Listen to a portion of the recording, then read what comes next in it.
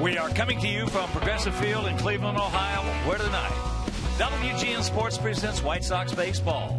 It's Jose Abreu, Avi Garcia, Melky Cabrera, and the Sox as they get set to butt heads with Michael Brantley, Ryan Rayburn, and Terry Francona's Cleveland Indians.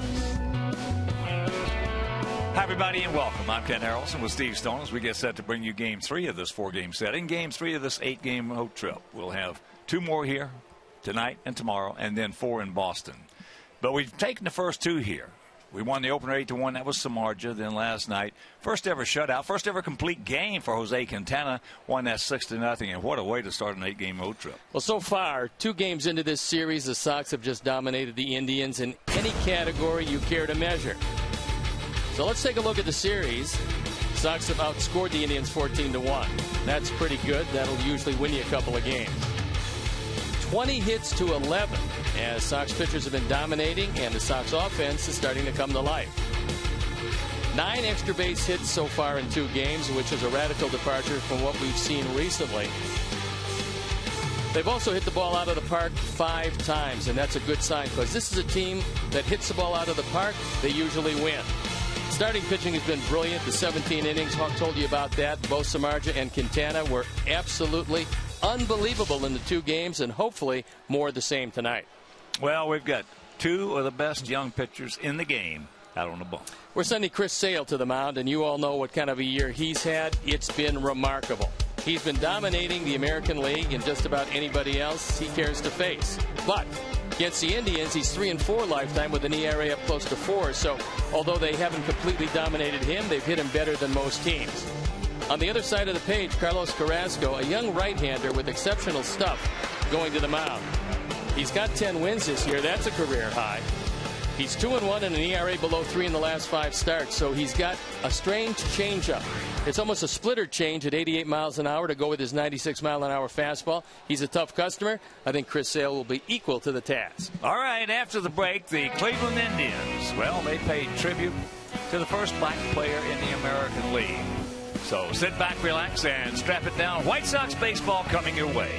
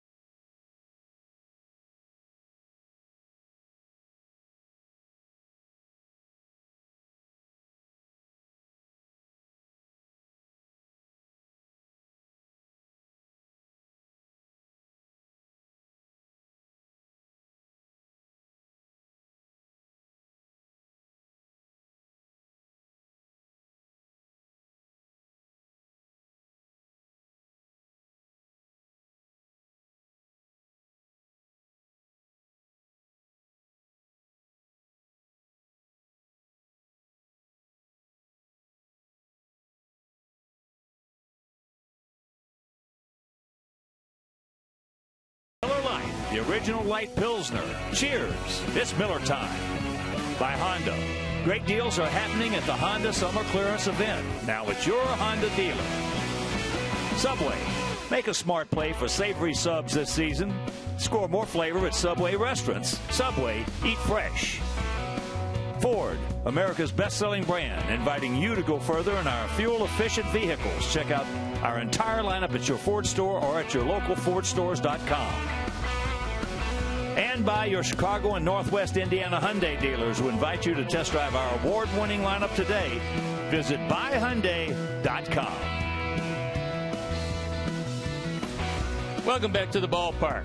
Earlier today here at Progressive Field, the Cleveland Indians unveiled a statue of Hall of Famer Larry Doby, the first black player in the American League.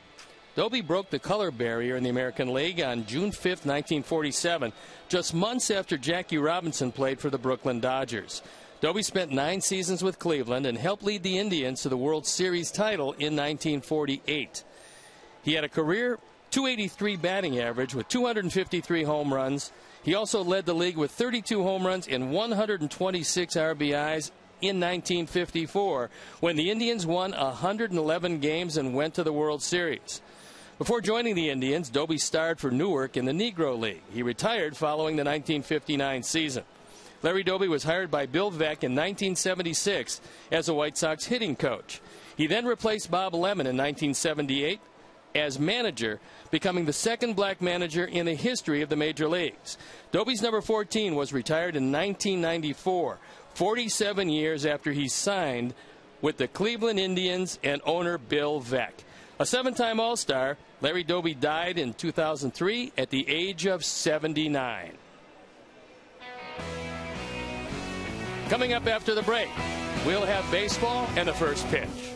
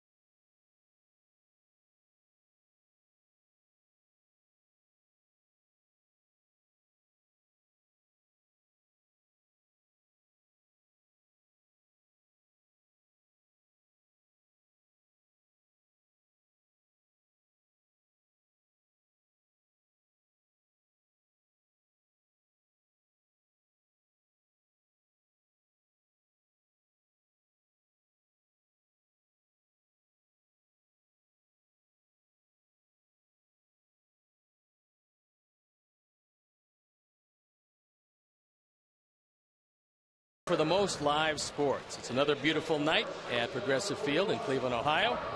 And let's take a look at how Robin is going to line up our Sox for the game tonight. Adam Eaton leading it off with Tyler Saladino in the 2 spot. Then it's Melky Cabrera, Jose Abreu, Adam LaRoche, the DH, with Avisail Garcia, Alexi Ramirez, who's had quite a series so far, Tyler Flowers, and Carlos Sanchez rounding it out. The defense and how they'll line up behind Carlos Carrasco, left to right, Ryan Rayburn, Michael Brantley and Brandon Moss in the outfield, left to right, with Giovanni Urshela, Francisco Lindor, Mike Aviles, and Carlos Santana at first base. Yan Gomes behind the plate, and Carlos Carrasco on the hill. Carrasco 10-7 this year with an ERA just below 4. He's got a big fastball. It's upwards of 96 miles an hour. He throws a split change that actually is a bit harder than most. It's at 88. Very difficult to tell the slider from the cutter. It's very difficult to tell the change from that splitter. But there you look at the numbers overall. And he's been a pretty good pitcher. 24 walks, 128 strikeouts. So we're ready to play baseball. I'm ready to turn it over to my play-by-play partner, Ken Harrelson. Hi, Steve. Thank you. And once again, good evening, everyone, and welcome to White Sox baseball right here over WGN Sports. So I hope you could join us for Game 3 of this 4-game set. And before we show you our picks to click, you at home select yours. Adam Eaton, he's 2 for 10 with a home run in this series. We'll lead it off. Takes that pitch up high.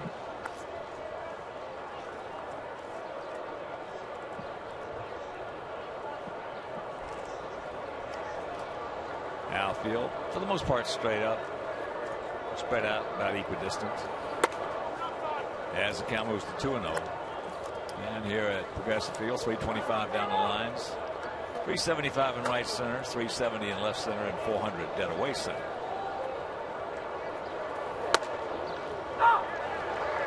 And right at the top of the zone.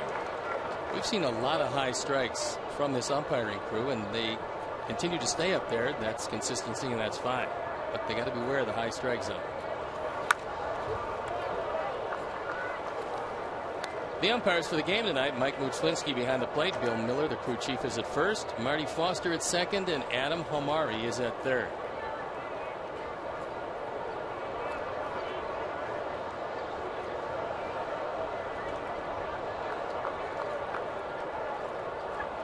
'28-year-old right-hander delivers. That's a little bit high, so a full count. Sox come in hitting at .242 as a team with a 3.83 team ERA.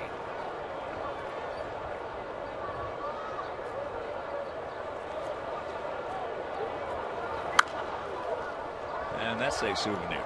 Carrasco's in the bullpen a good portion of last year, but they did start him 14 times. And coming out of the bullpen, where he went into the stretch each and every pitch, really turned his career around. Because simplicity of motion is what he's looking for, and now he's in the stretch every time, just like when he was in the pen, only now he's starting. There's a good way to start. Just flips it out there into left field. So good speed aboard. Adam had a stolen base last night. Batting second for Chicago, the third baseman, number 18, Tyler Saladino. And that'll bring up Tyler Saladino. This is a good strong at bat as he worked the count and got a little looper in the left center field. Tyler hitting at .273, a couple of homers. He's driven in 5, 1 for 9 in the series with an RBI.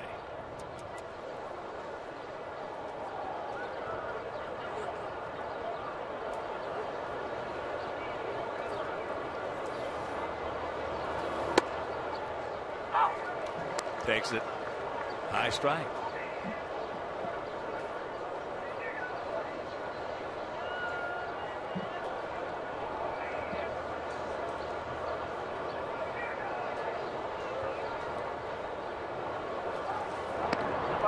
And in case you did not hear, no hitter. Cole Hamels, no hit the Chicago Cubs.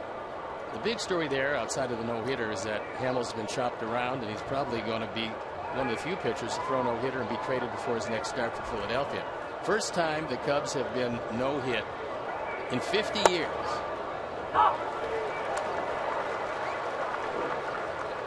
As you can see, Sandy Koufax back in 1965 threw a perfect game against them, and I guess they were so incensed they decided not to let it happen for 50 years. But Hamels was brilliant today. 129 pitches. That's low.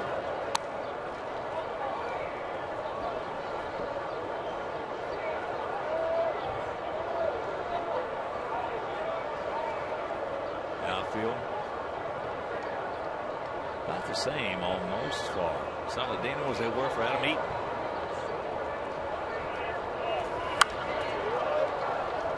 Good job just to fight that pitch off. A couple of other scores for you. Detroit beat Boston at Fenway 5-1. That's where we'll be going after tomorrow's game. San Francisco beat Oakland 2-1 at AT&T.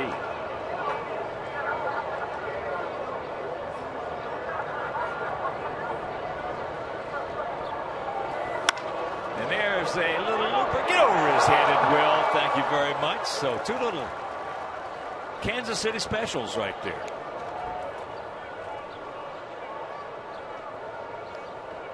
Carrasco's made a couple of good pitches. It's cost him 2 base hits. For the White Sox batting third, the left fielder, number 53. Gomes wants it away. Carrasco gets it there. It is a cutter on the outside corner, but Tyler stays right with it. A good approach with 2 strikes, and it turns into goal.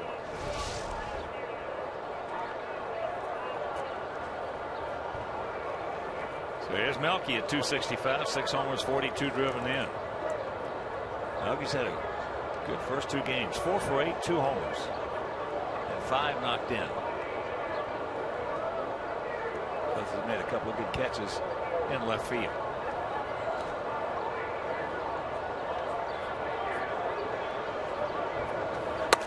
Takes ball 1.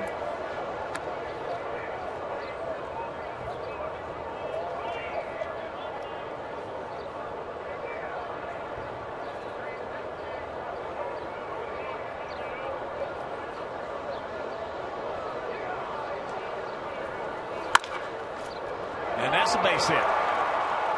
Adam is being waved around. He's going to score, and Sox quick strike, lead it 1-0.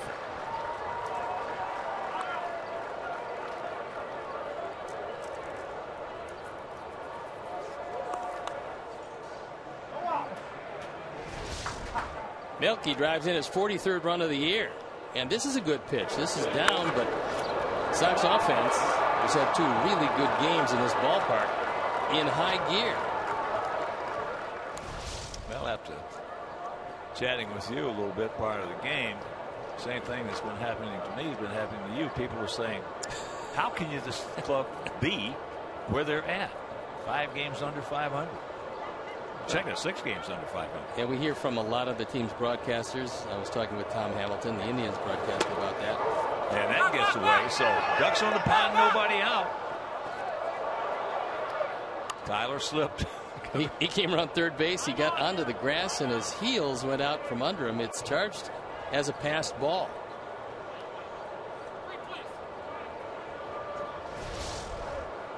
Let's watch it again. Usually when that happens to a catcher, he gets crossed up, and Gomes going out to talk with Carrasco, and I would assume that was a definite cross. Yan Gomes is a very good defensive catcher. He's not going to go after that pitch as he did. Plus, I think he took it off a wrist. You got to be a tough man to go behind the plate. He gets surprised. It gets a piece of him, a little bit of the glove, and the end result is 90 feet to both Saladino and Cabrera. There is Ryu. 287, 15 homers, 49 driven in, 2 for 7 with a home run. And there is a base hit. That's going to score a pair, and quickly it is 3-0, and still nobody out. That's 51 driven in for Jose.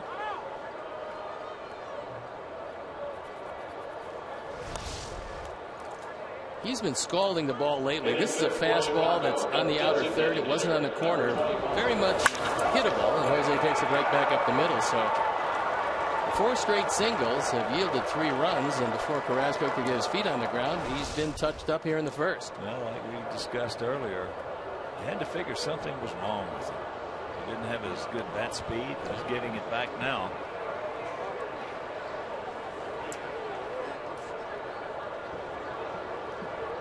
Now has a 13-game hitting streak against these Cleveland Indians. As Adam can't get it.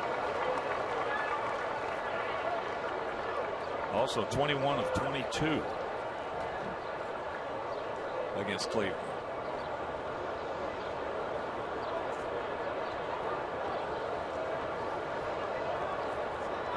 Short lead.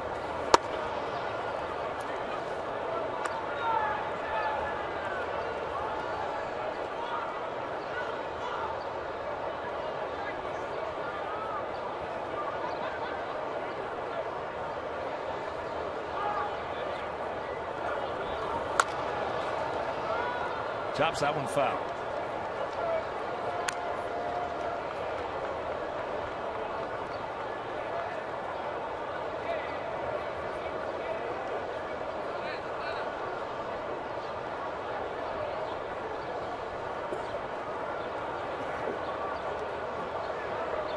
You can see that setting sun is affecting not only the outfielders, but Carlos Santana at first. He's got a wide open left side of that infield. In the old ballpark here, playing first base about this time, the sun used to sit right between the slats up there around the top of the whole stadium. You couldn't see anything. And also the reflection off those empty seats probably wasn't good for you either. 86,000 seat Municipal Stadium. Got him. That is the first out. This one borderline, and it goes the way of Carlos Carrasco. And let's check out our picks to click. Mike Leary and the crew, well, they went with Tyler. Steve's going with Adam Eaton. And Terry Hanley, Mike Williams, Eric Aldridge, Roger Clare, and I. We're going to go with Melky Cabrera. No truth to the rumor that we picked after each one got a base hit.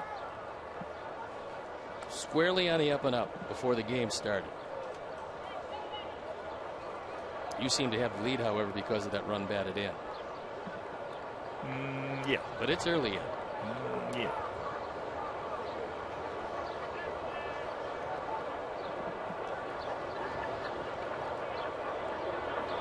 Watch out. Ivy 2 for 8 in the series, hitting at .269, 7 homers, 31 knocked in. Carrasco is the last man standing from a deal that sent Cliff Lee to Philadelphia. Carrasco came along with Jason Donald, Jason Knapp, and Lou Marson.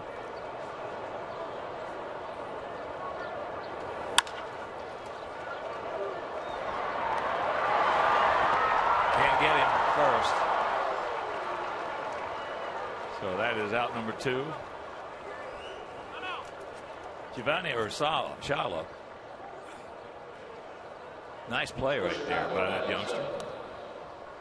They're ecstatic with Urshela's defense. The same thing with Lindor. They believe that the left side of their infield is going to be solid for quite some time. The only question they have is, can Urshela produce enough power and run production to hold down a power position at third? And Avi hustling down the line as he always does, beat the play. Lexi's had 2 beautiful games. He's 5 for 8 with a homer, 5 RBIs, and has he ever thrown some leather?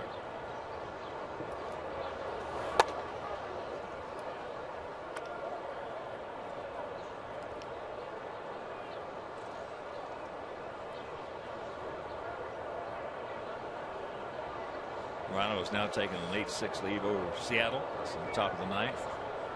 Out in the Great Pacific Northwest.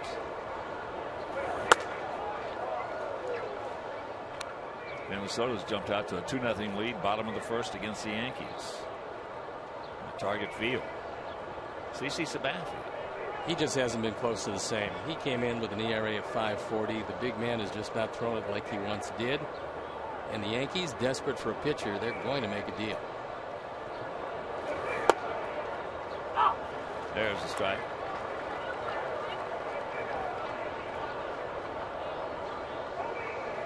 Aaron Hicks, a 2-run homer.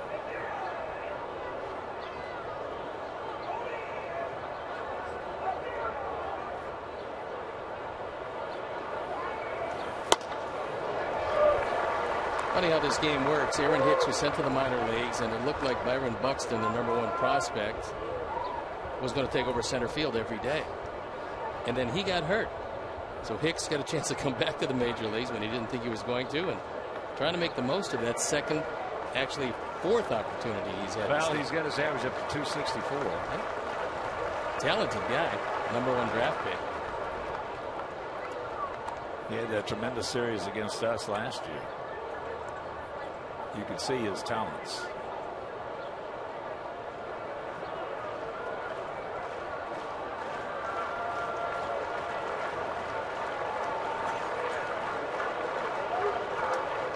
The 2-2 pitch.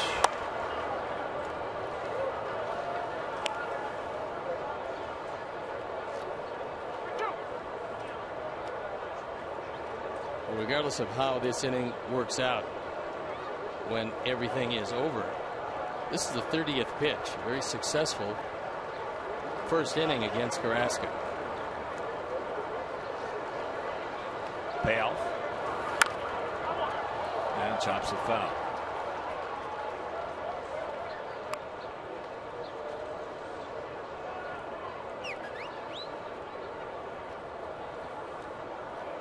That one's going to hurt a bit.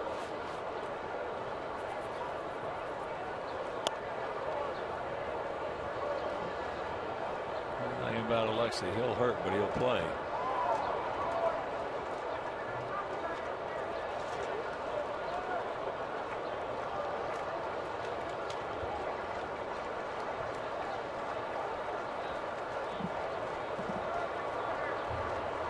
And once again, the payoff. And there's a base hit. Get by it. Get by it. They're going to have to hold Avi now. Third on the double by Alexei.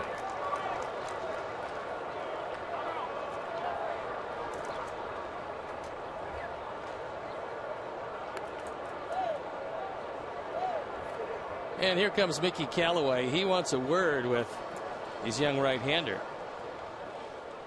He's been torched for 5 hits here in the first inning, and there's a look at Mickey, who's a fine pitching coach. This fastball inside, but Alexei on the 7th pitch of the at-bat turns it around. He's starting to swing the bat exceptionally well.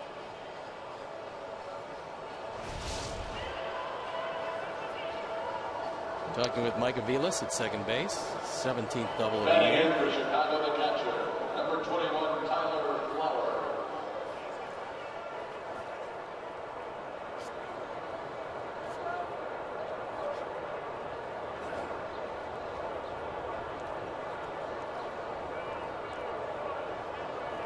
Here's Tyler.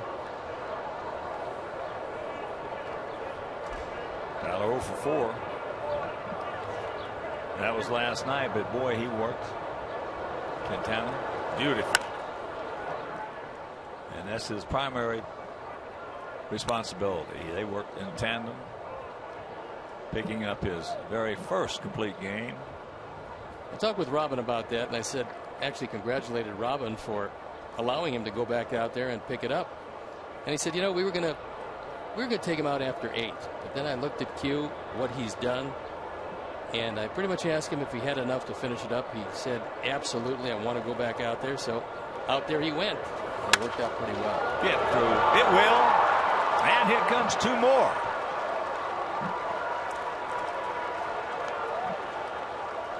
It's a 5-0 Sox lead. That snapped an 0 for 17 for Tyler Flowers as he drives in runs number 23 and 24. Batting ninth, number 5, the second baseman, Carlos Sanchez. We haven't seen many 5-run innings. Then again, we haven't seen many 5-run games until this particular series, as the offense seems to be clicking on all 8 cylinders. Well, the first game, when we had that 4-0 lead, that was the first time we had a 4-run lead since June 3rd. Yep.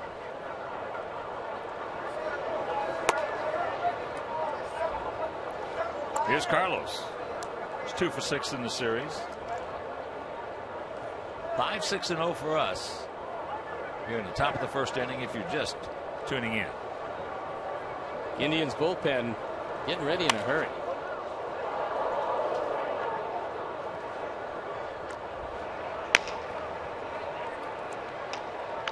I think it's Jeff Manship.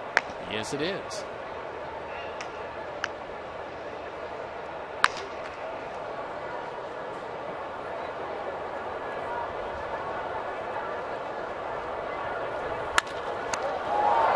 Hard hit, snapped, and that'll return the side. So the Sox bat around, scoring 5 runs on 6 hits, and we lead at 5-0.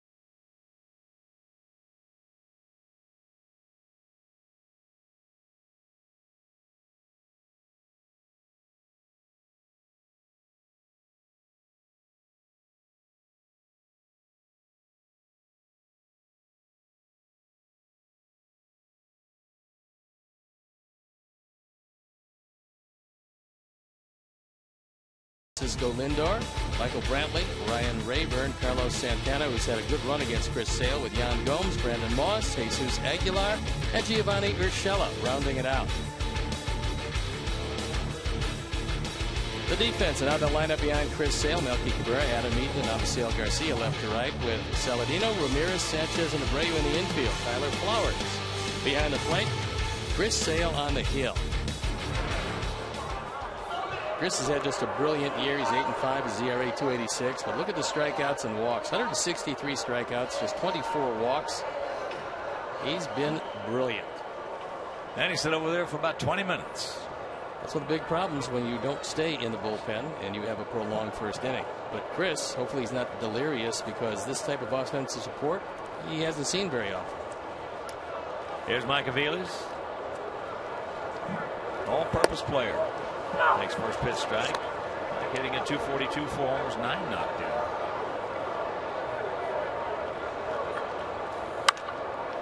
Oh, 2 the count. Indians come in hitting at 249 as a team with a 3.88 team ERA. Cleveland with a 19-28 home rate. 26-22 on the road. Pretty amazing that they can be 4 over 500 on the road, which everybody will tell you, and historically is the case. It's a tough place to win. But at home, you're supposed to be able to dominate the opposition, and Cleveland has really suffered here at Progressive Field. Well, in the last 48 games, they've dominated us. Not this series.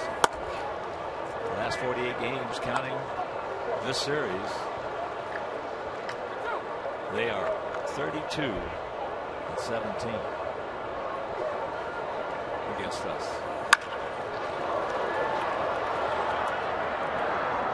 One out. Chris Sale has at least 6 strikeouts in his last 14 games. That's the longest active streak in the major leagues. Also, he's thrown 100 pitches at least in his last 14 starts, and that also is the longest active streak in the major leagues.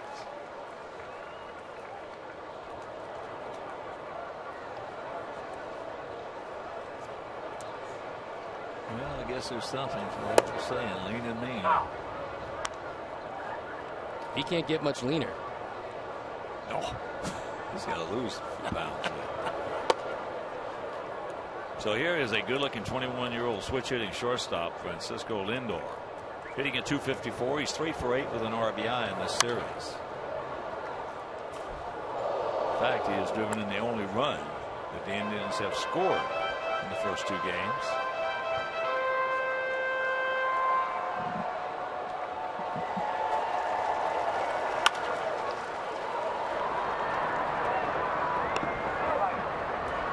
Two down.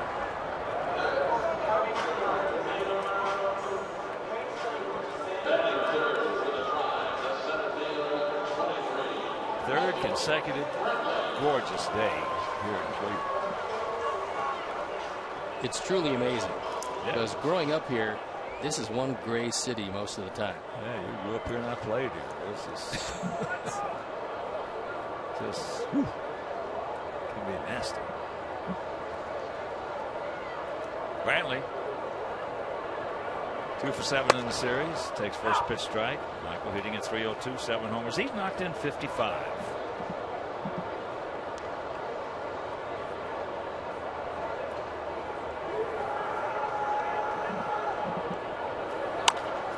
Chops that one foul down past Sandy Alomar. That one, I think, got a piece of Michael. I remember playing here in August. In the old ballpark, playing right field and freezing. That can happen in August.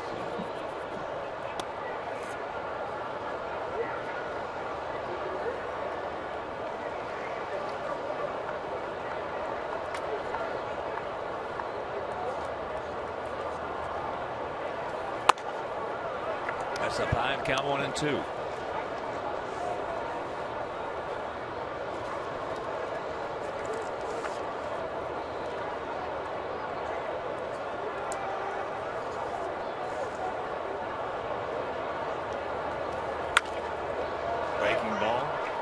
It off. Brantley, for run producer, has been amazing. He's walked 43 times. He's only struck out 26 times in 331 at bats. That will be put to the test tonight with Chris Sale, who usually is death on left-handers.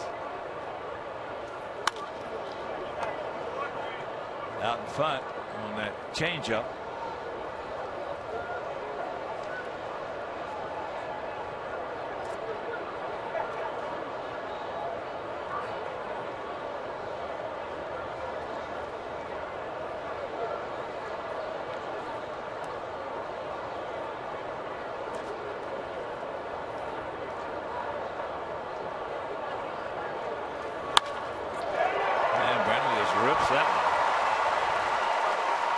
So he will pull in the second with his 29th two-bagger.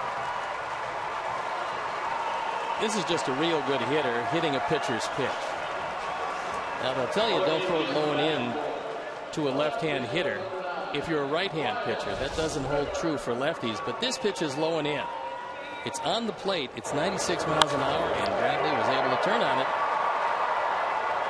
and race it into a two-base hit easily. Here's Ryan Rayburn, 0 for 4 last evening.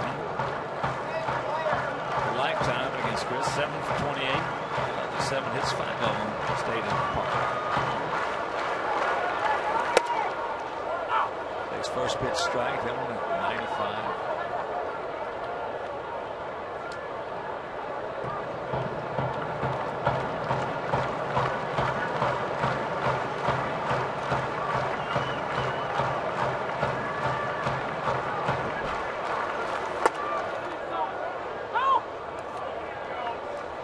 Got about an inch or so off the inside corner in the first pitch and figured he'd go back in again. Maybe the same call would be forthcoming, only this one a little more inside.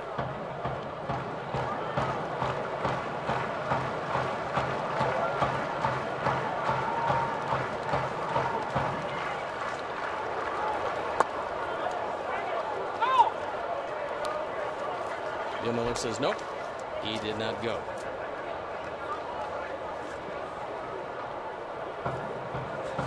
Mark Parent, a man on the right.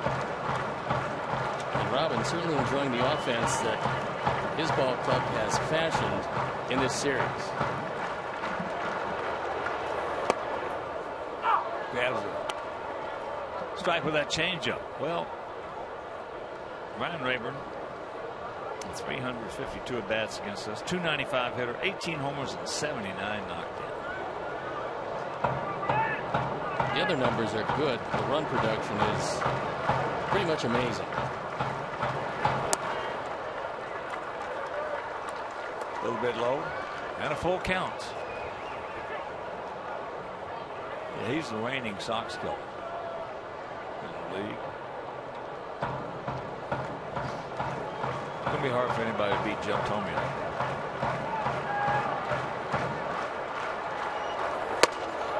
He gone. And that'll retire the side after one. It is 5-0. Good guys.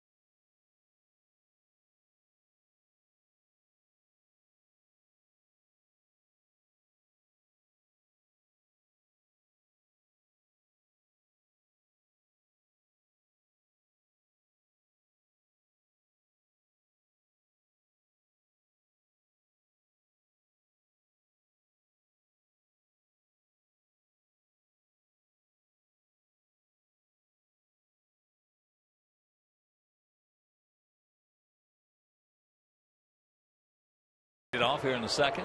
Sox batted around in the first, scoring 5 times. 86 degrees of game time, and that guy in that shark suit got to be a little warm. That pitch right at the top of the zone. He didn't get it.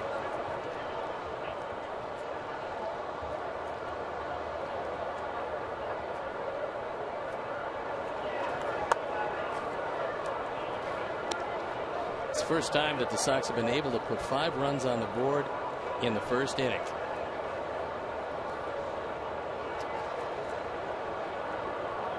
I can understand that.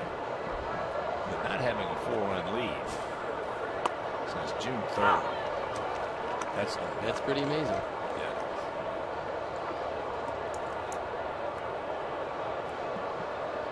Two and 1 to count. Having that little soft single to start this ball game off.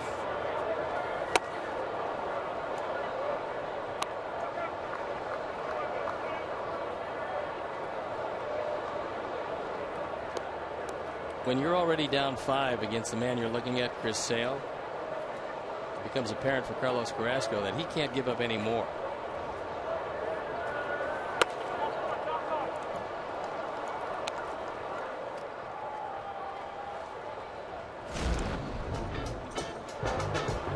We'll take a look at the Mazda replay, and Adam Eaton leads it off with a base hit. Then it's Tyler Saladino, Melky Cabrera with a run batted in, Jose Abreu with 2 batted in, and Tyler Flowers with 2 batted in.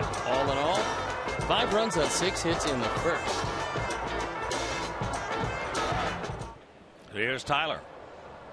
He had a little soft single into right field. 2 Kansas City specials.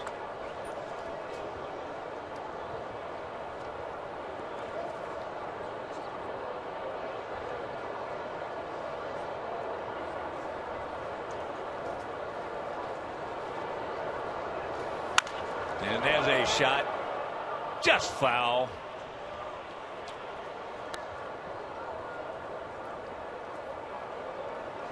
Talking about Ryan Rayburn, the reigning Sox killer in the American League. Gave you his numbers. Jim Thome against us. 300 average, 43 homers, 117 RBIs, and just 486 at bats. And now I suppose you're going to tell me that that's good. Yeah, Mike Swinney, yeah. Better than average. Thome just absolutely destroyed us. Among others, when you hit 612, you can get a few teams. 612 home runs. You know what? It's not all that impressive because he's very strong. So as you look, there is a statue of Jim Thome, one of the Cleveland Indian greats. That's Bob Feller, and added to that today, the statue of Larry Doby. Oh, it took a Pantini bounce. Back him up. Stays down. It's going to be tough, but it didn't.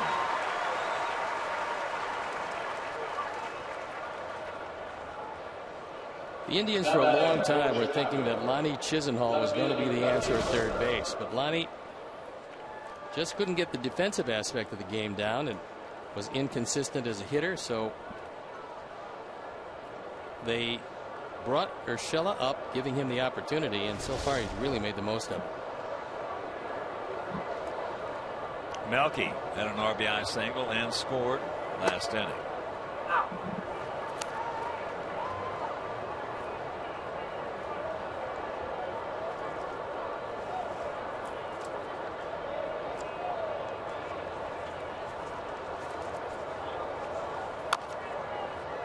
Going to the count. It is a foul from Seattle. Toronto wins it 8-6.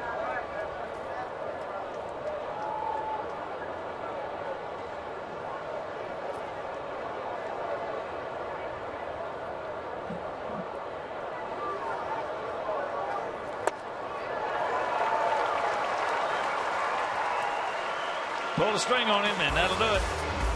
It's still 5-0 White Sox.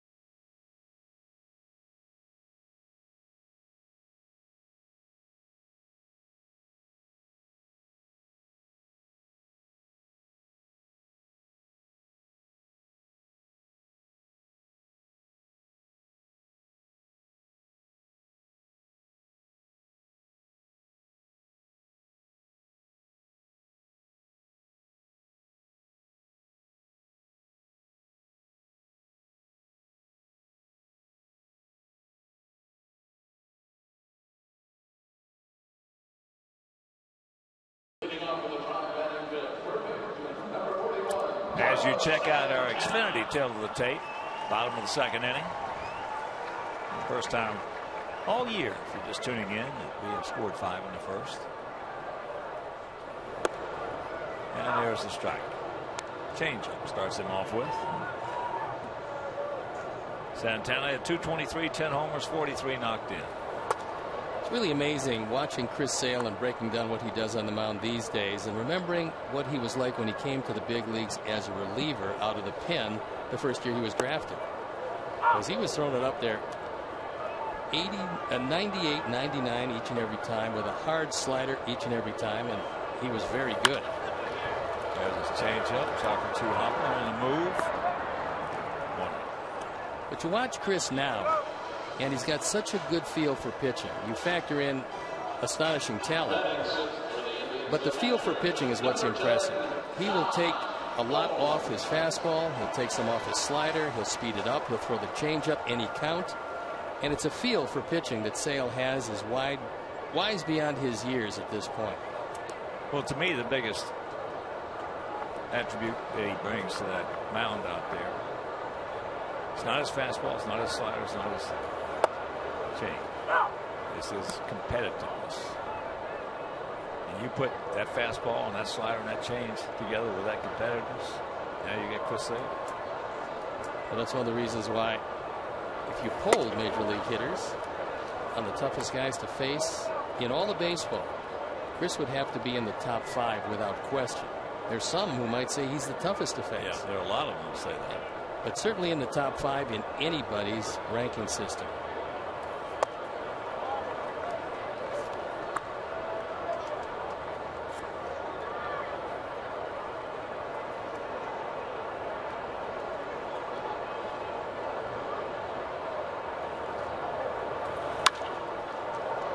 And that's in the right field. Well, they mentioned there are a couple of polls, as that's out number 2. Gomes is retired.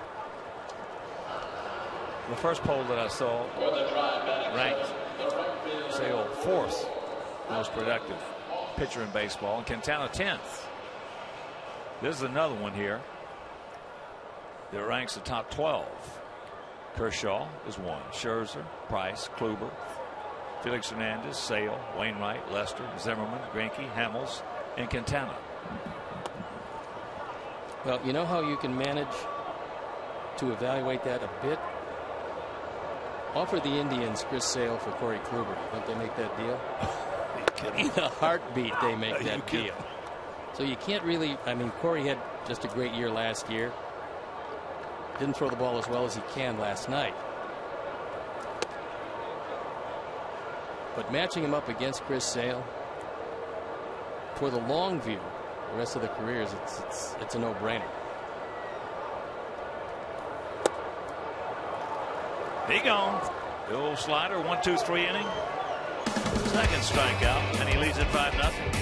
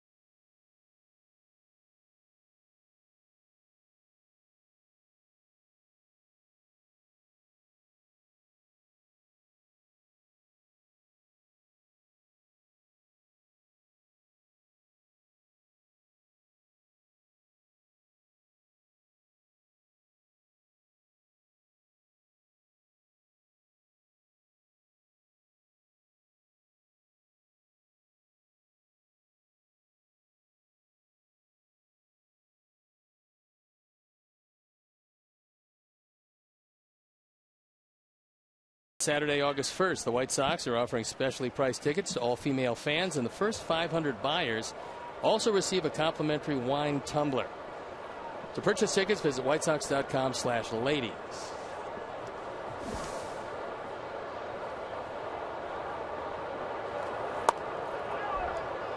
First pitch, ball one to Abreu. And a 2-run single in the first inning. Now has 51 driven in.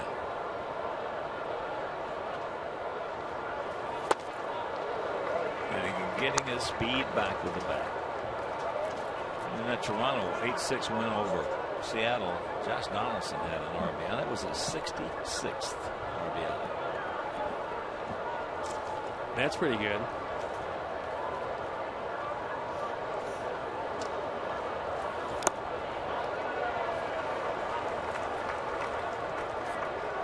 .66 on that ball club when you're hitting second. That's very good.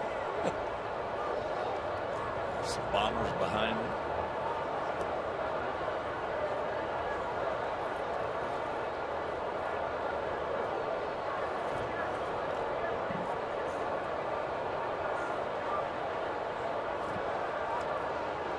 Wants the old slider.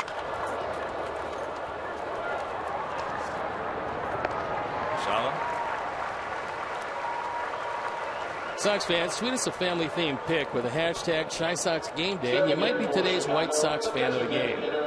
White Sox fan photo of the game is brought to you by Beggar's Pizza, now with 22 locations. Visit beggarspizza.com. Beggar's Pizza, they lay it on thick.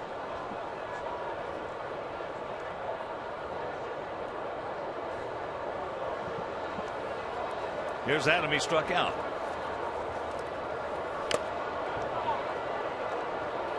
Back in the first.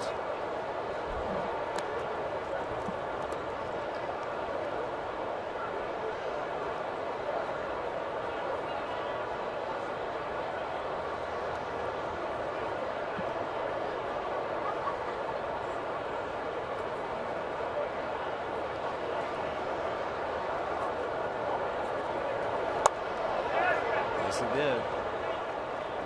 And the count 0-2.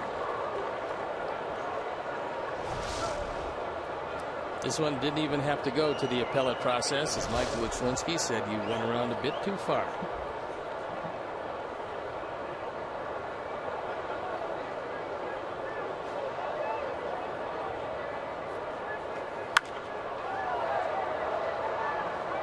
And that is a souvenir left side.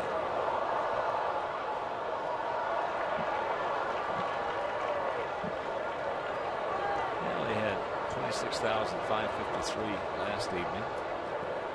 They're averaging 17,680.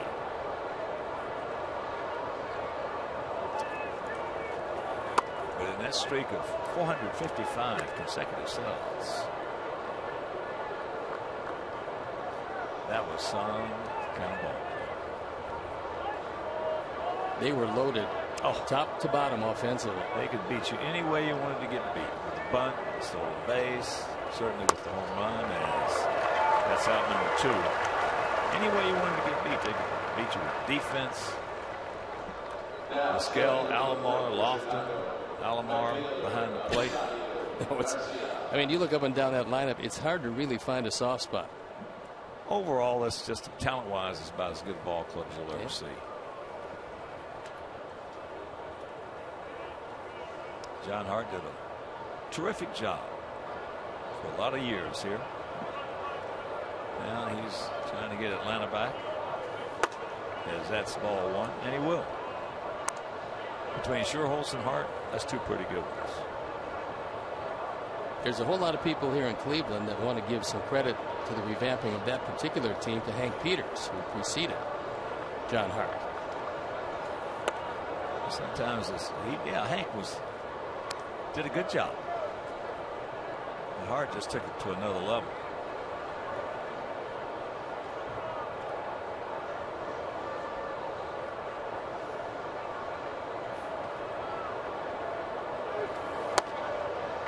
Hank Peters was a good man. Hank was my general manager when I played in Baltimore. He was the first minor league director that I ever had when I was with Kansas City. He had a terrific feel for the game and understanding what it took to put a winning team on the field. Well, the funny thing about Hank, a lot of people didn't realize that he could get the pinky in a hurry. Yeah. Because of his demeanor and his manner, you'd think, well, this guy never gets ruffled, but he could really get hot.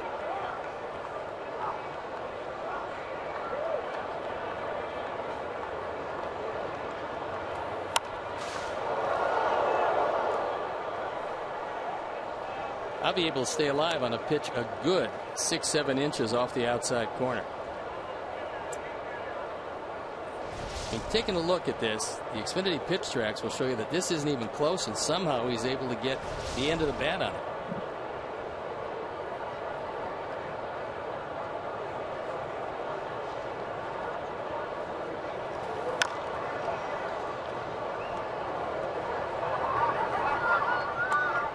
Good at plate coverage as Ivy has. He's so big, and Terry, every time I see him, it looks like he's still growing. He's just getting bigger and bigger. And as good a coverage as he has, the place that I'd like to see him get a little more dangerous be from the middle end. And to do that, those long arms of his and everything, he'd have to move off the plate some.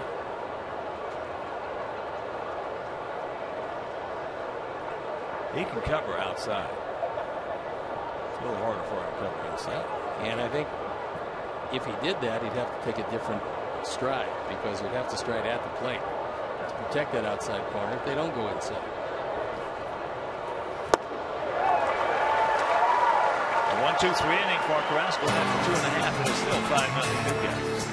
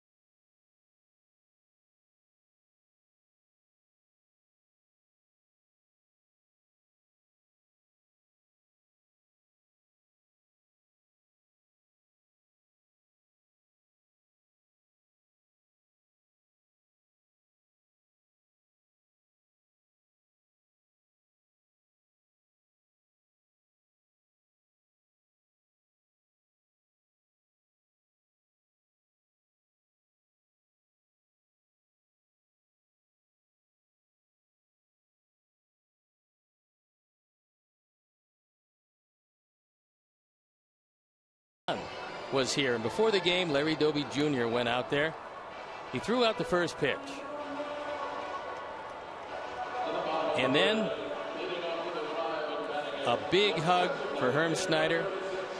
His father was a member of the White Sox as a coach, a member of the White Sox as a player, member of the White Sox as a manager, and his son just acknowledging Herm Schneider and all the things he probably did to help Larry.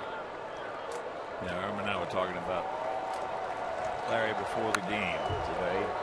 Herm really like Larry Doby. Well, I was with the White Sox playing in '78 when they fired Bob Lemon and installed Larry Doby as just the second black manager in the history of baseball. Aguilar with an 0-2 count. Jesus, 25 years old, 1 for 3, just called up yesterday. Down at Columbus, he was hitting .255, 13 homers, and 66 knocked in.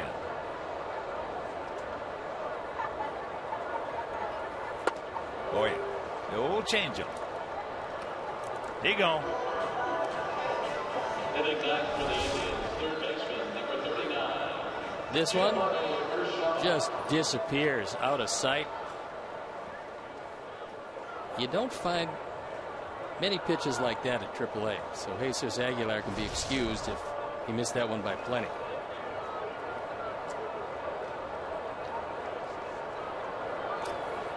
Giovanni. Orshala.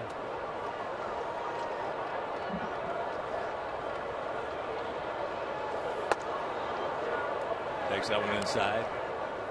That one at 93.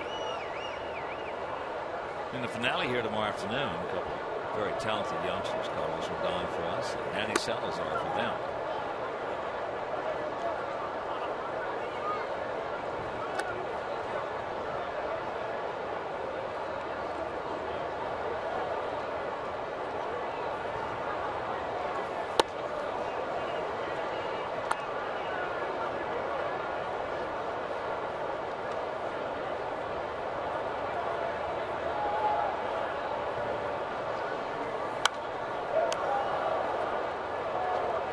And after the game tomorrow, up to Boston. Monday, Tuesday, Wednesday, and Thursday. Those are night games. And as it stands right now, rotation will be Danks, Samardzija, Quintana, and Sale. He gone. 4 strikeouts now for Chris. Hitting for the drive, second baseman. Tyler wants it inside, and Chris just dots the glove. The perfect pitch, and the 4 strikeouts and no walks, something we kind of anticipate every time Chris goes to the mound. He's got pinpoint control.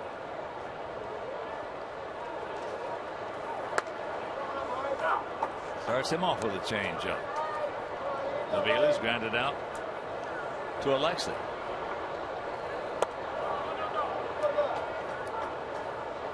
Talked to Mike after the game last night. This little girl, 4 years old. Watch out. Everybody okay? Hit the screen. Who has leukemia, and he said that she is, knock on wood, coming along very nice. Everything's moving in the right direction. And a few of his teammates, in an effort at some sort of simpatico with Mike's daughter, decided to shave their heads. Now, Terry Francona had a running start on that. But the other guys joined the parade. There you look at Corey Kluber. There's a few guys with very close buzz cuts. And of course, Terry hasn't had much hair in a long time. He sure has had a lot of W's. He's had a lot of W's. That's into center field. That's a can of corn. So a couple of strikeouts. Fly ball, and we're into the 4th.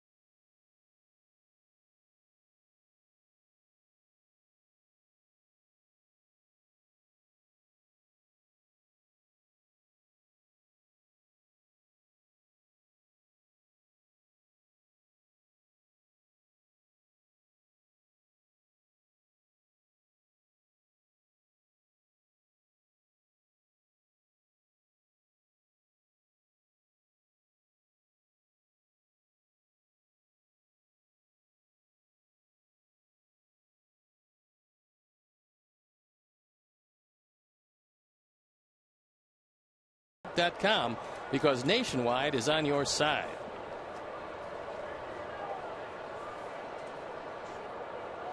Alexei can't get first pitch at 92. Alexei doubled and scored back in the first inning. Just joining us, we had 5 runs in the first.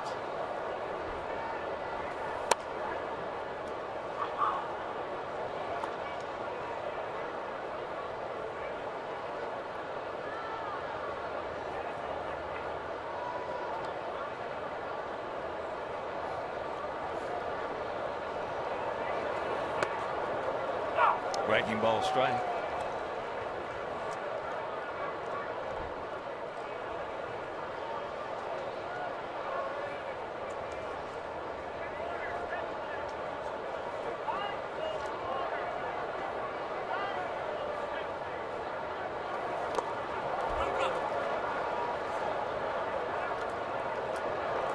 Got him.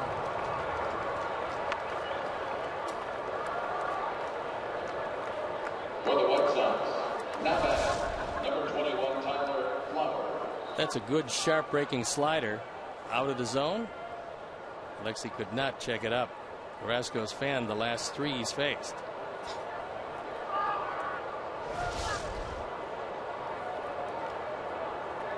Tyler had a big 2-out 2-run single. Played our 4th and 5th runs.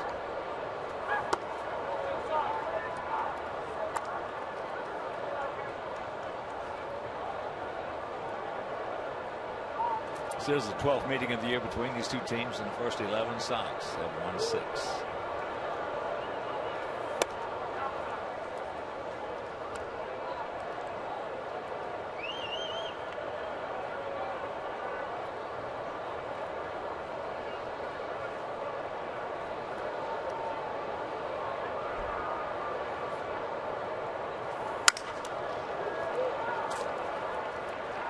Shala. 2 down.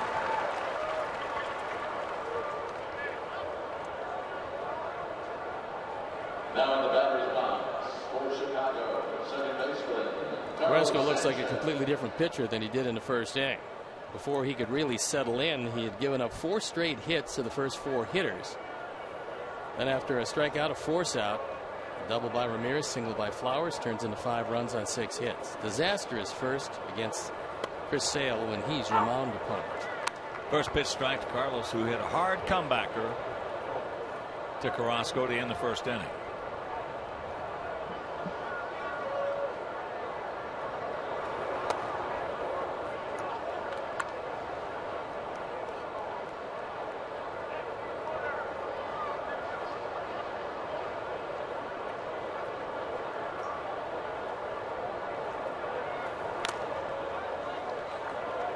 One and 2 the count. Minnesota leading the Yankees 5-1. Torrey Hunter.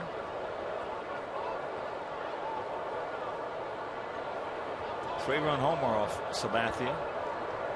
That's his 16th home run. We mentioned Aaron Hicks hit a 2-run shot in the first. That ball hit deep. Stretch. Stretch. Get on back there. It will. You can. Put it on the board. Yes. He hit 7 last year at Charlotte, and that is his first major league home run. For Chicago, not batting. Mike Leary into Cruz. No, it's not. I thought they had Sanchez. Our 4th drive of the game is a bomb off the bat of Carlos. I think I picked both Sanchez and Eaton, I believe, as a 1-1A situation.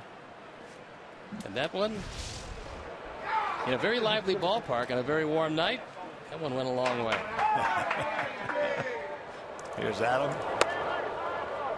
And that is the 12th home run that Carrasco has thrown this year. So a 6-0 Sox lead.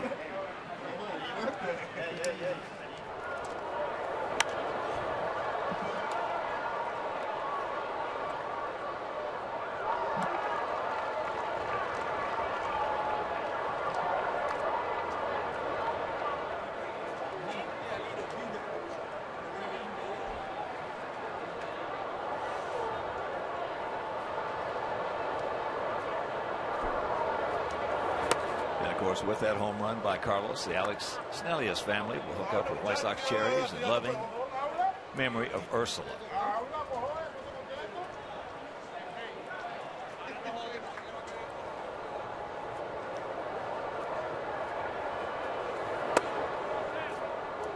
That's inside, just off the plate. They call a break.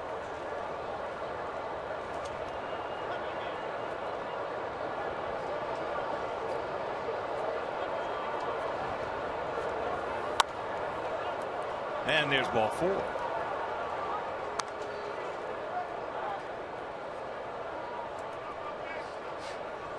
Hey, Sox fans, on Saturday, August 1st, come and see the White Sox take on the Yankees at 6:10. First 20,000 fans will receive a Scott Posednik World Series moment bobblehead presented by Wintrust Community Bank. To purchase your tickets today, you can visit WhiteSox.com or call 866-SOX-GAME. And once again, Mickey Callaway, for the second time, goes out to have a chat with his young right-hander. First major league home. And of course, that'll be dedicated to Noah, this beautiful baby boy.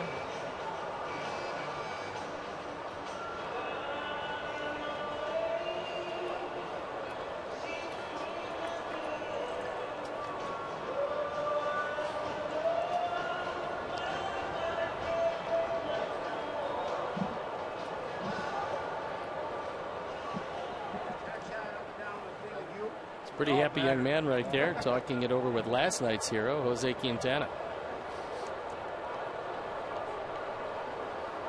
So here's Tyler. There he goes. He's safe. Picks up his 7th stolen base. 2nd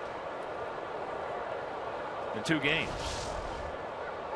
Carrasco not paying much attention. And Adam takes advantage of it.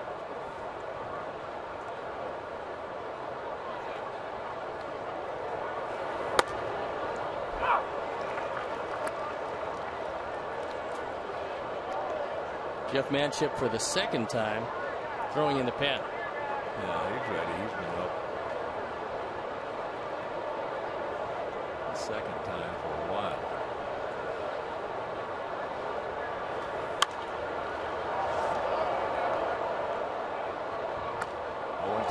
Nice catch.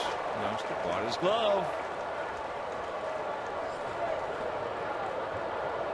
There he is. Always a wise choice to bring your glove to the ballpark, because you never know. That's an ecstatic young fan. And it appears his mother was going to memorialize it with a photo.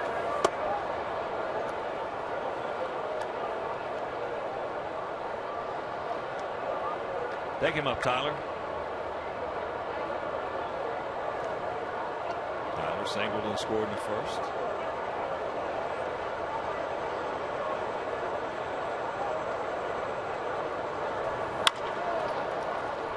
That's a fair ball. Long peg. And that'll retire the sign. But the first major league home run by Carlos Sanchez, and it is 6-0 White Sox.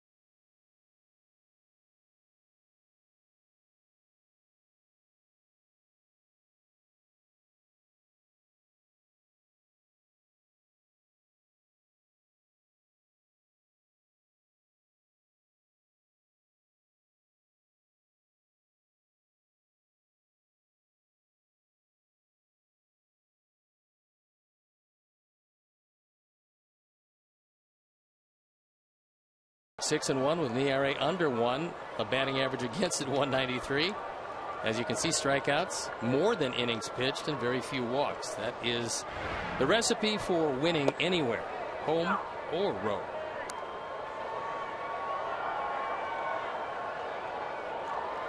So here's Lindor.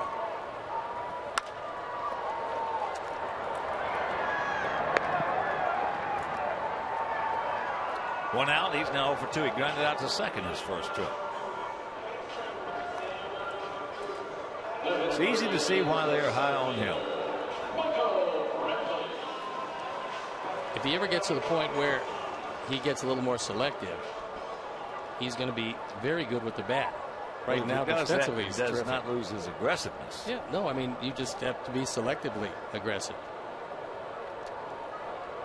Yeah, those young Latin players, worst thing you can tell them is work deep into a count.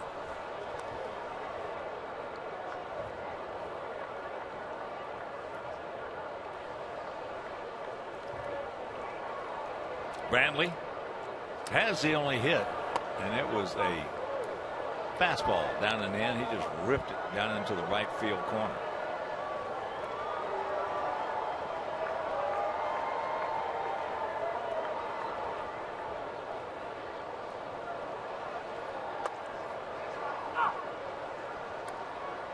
Just off the corner, called a strike, and the count 1-2.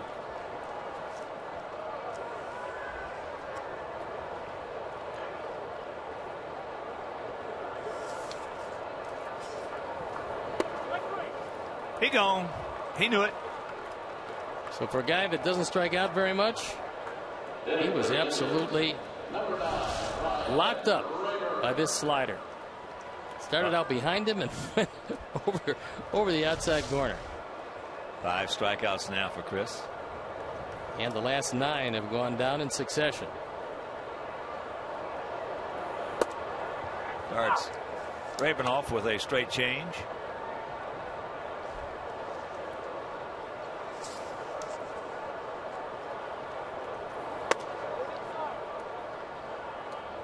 Got a lot of White Sox fans at our hotel.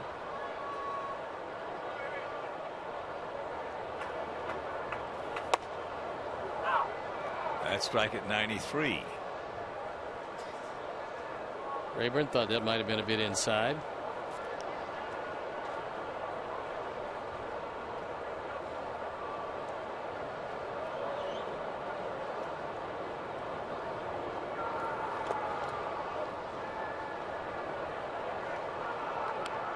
Two and two the count.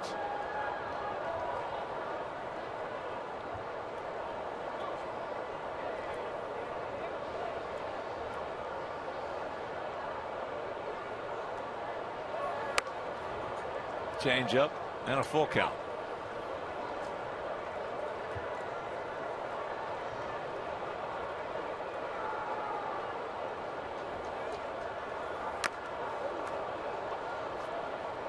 Just did get a piece of that change.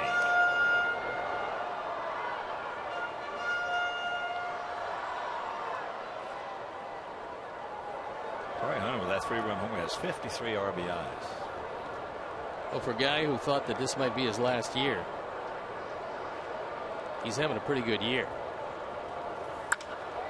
That ball hit hard in the center field, but we got a man there. And that is 10 in a row retired by Chris, and he leads at 6-0.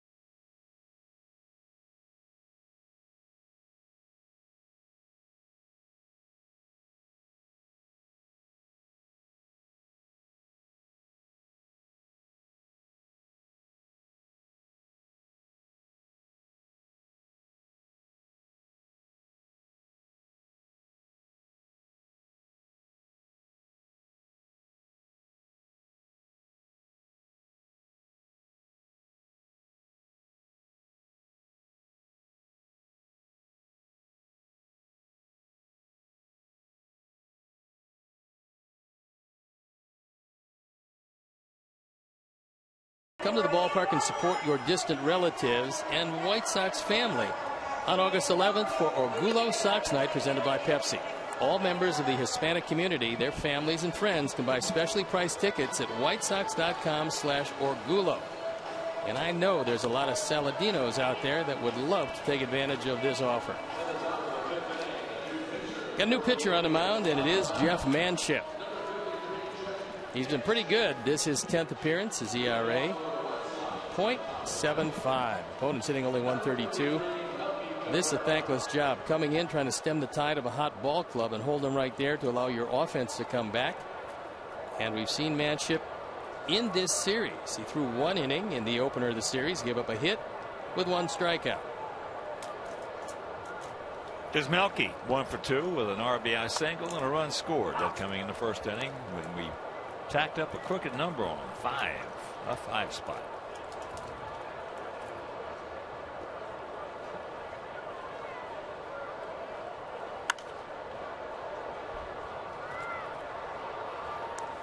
So for Carrasco, he went 4 innings, gave up 6 runs on 7 hits, a couple of walks, both to Adam Eaton, and 5 strikeouts.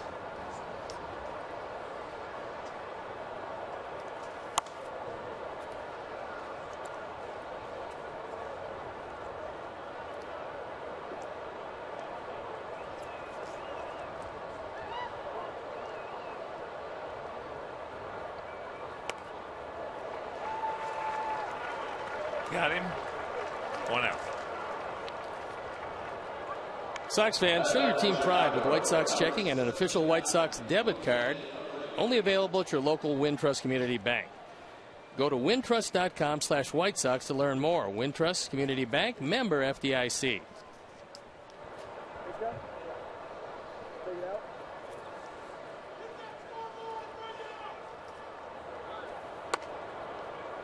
First pitch strike. High in the inside, called a strike to Abreu.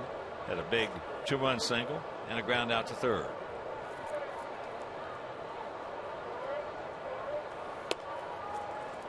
Indians in the middle of 16 straight without an off day. So one of the things Terry Francona is at this point is a big rooter for Jeff Manship to eat up some innings so he doesn't have to decimate his bullpen. Well, Terry will definitely go to the bullpen. He will do that. Last year, he made 573 pitching changes as that's 2 out. That led all of baseball. 26 more than the second place, Walt Weiss. Well, after our 4-game series, Kansas City comes to town. Never a pleasant experience. And then it's out to Oakland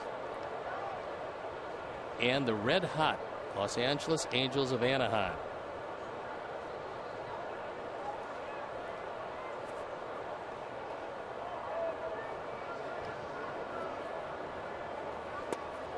Here's Adam 0 for 2, couple punch outs.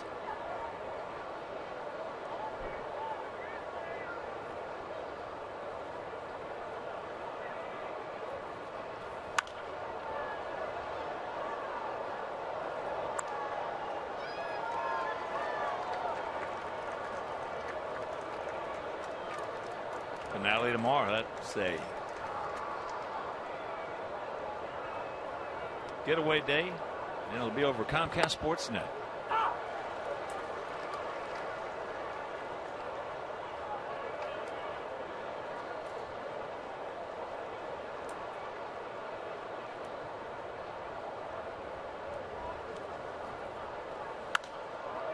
Another souvenir will be a 6:05 start. I'll check that. Tomorrow will be a 12:05 start Central Time.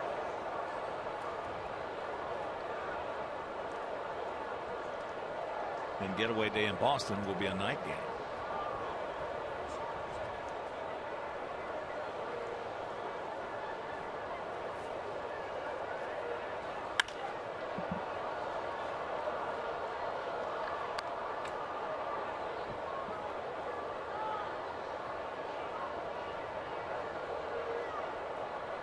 Outfield straight up. spread out about equidistant. 6-7-0 for us, 0-1-0 for them.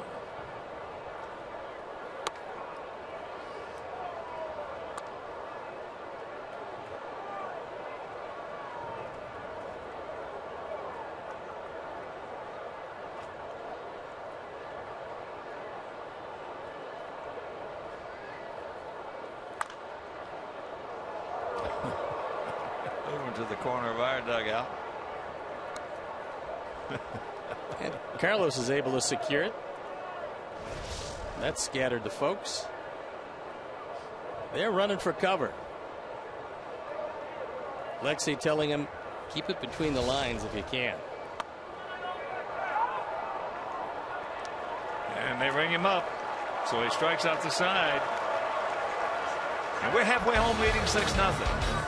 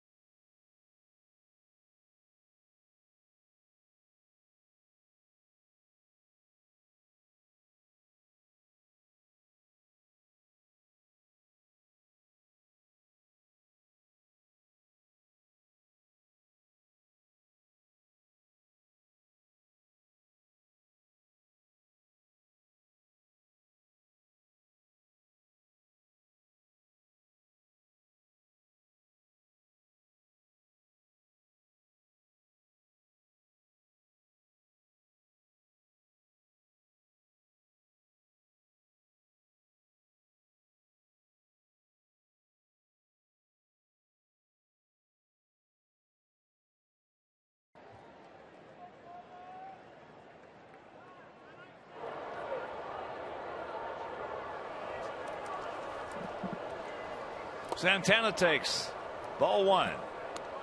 Carlos been to the plate one time, grounded out to Alexei. Sox with 5 in the first, 1 in the fourth. That ball hit hard. Off the wall.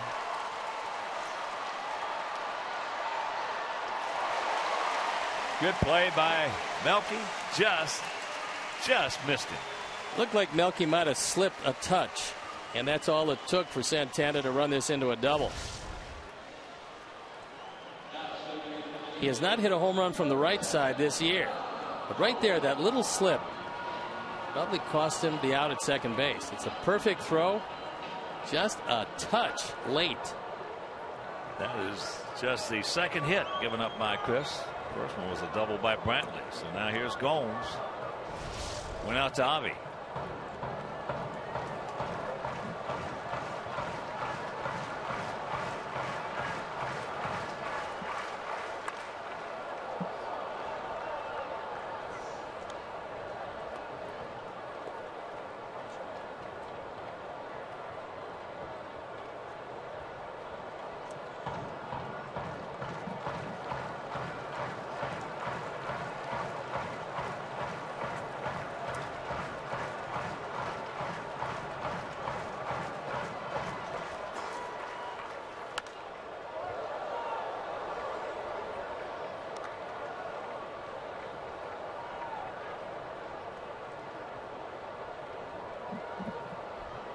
Count hangs at 0-2.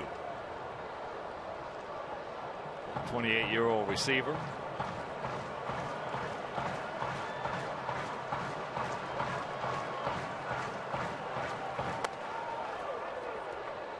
Try to heat him up inside, but that one off the plate.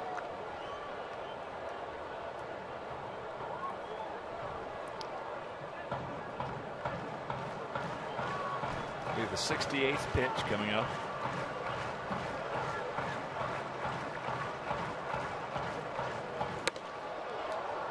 He gone. 6 strikeouts now.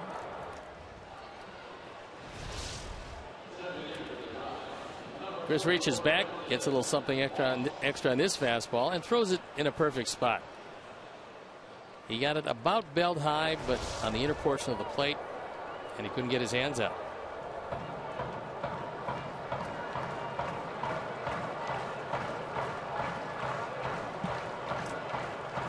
Here's Moss. He struck out on the slider. That's softly hit into center field. 2 down. On Saturday, August 15th, come see the White Sox take on the Cubs at 6:10. All fans are invited to stay for a post-game fireworks show presented by Magellan Corporation. Purchase tickets today by visiting whitesox.com or calling 866-SOX-GAME. I mentioned Chris with 6 strikeouts now. He struck out 10 or more batters in each of his last 7 road starts. He is the first pitcher in the modern era, that's since 1900, to record 10+ strikeouts in 7 consecutive road starts in the season. There's the strike. They keep piling up. That's 15 straight games with 6 strikeouts or more. And that is the longest active streak in the major leagues.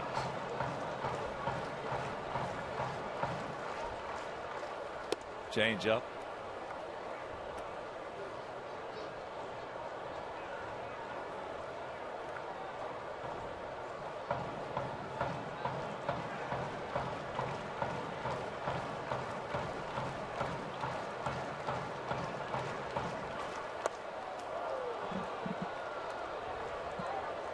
Another change.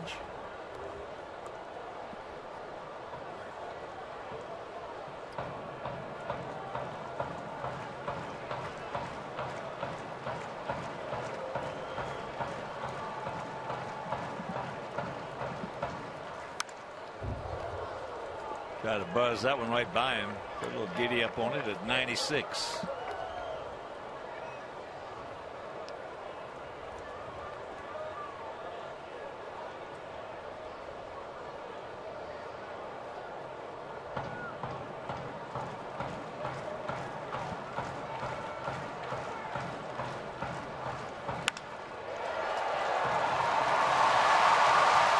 Center field, so they're going to get on the board. And this is a 6-1 ball game. Didn't hit it hard, just hit it right in the right spot.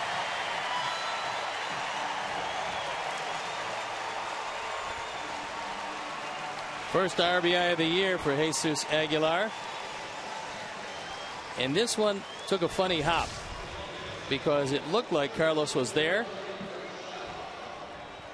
Puts up the glove and can't knock it down. Yeah, right off the end of the bat. Yep. Right off the end with all that spin on it. So here's Giovanni. Here's Shala.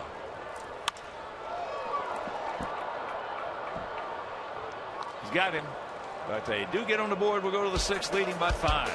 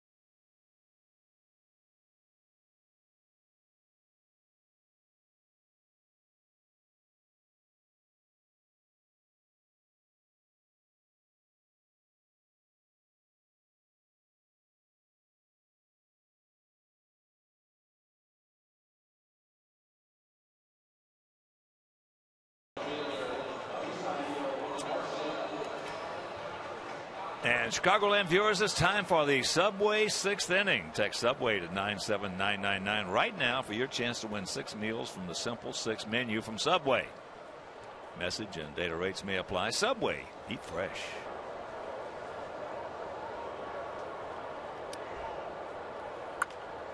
Avi fists that one over on top of our dugout.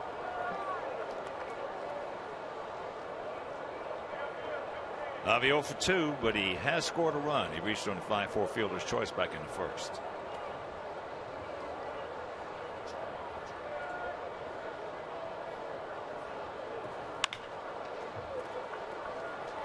Urshela.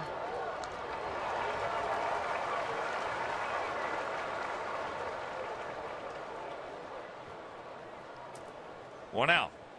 And that'll bring up Alexei, who has doubled and scored. That was in the first inning, and also he struck out.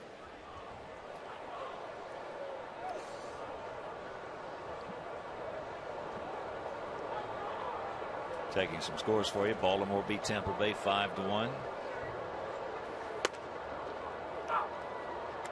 You mentioned Toronto over Seattle 8-6. Out of Safeco. Cole Hamels. No hit to Cubs 5-0. 5-11-0 for the Phillies. Arrieta.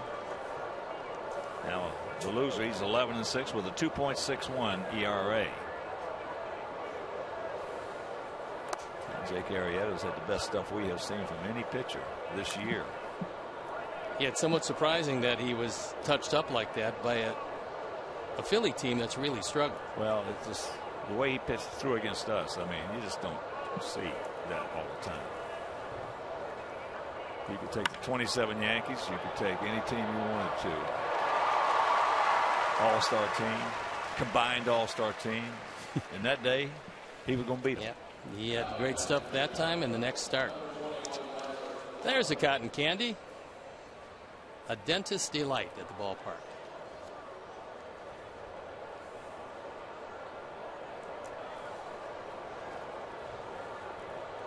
Jake in that game with 6 innings, giving up 6 hits, 3 runs, 3 walks, 8 strikeouts.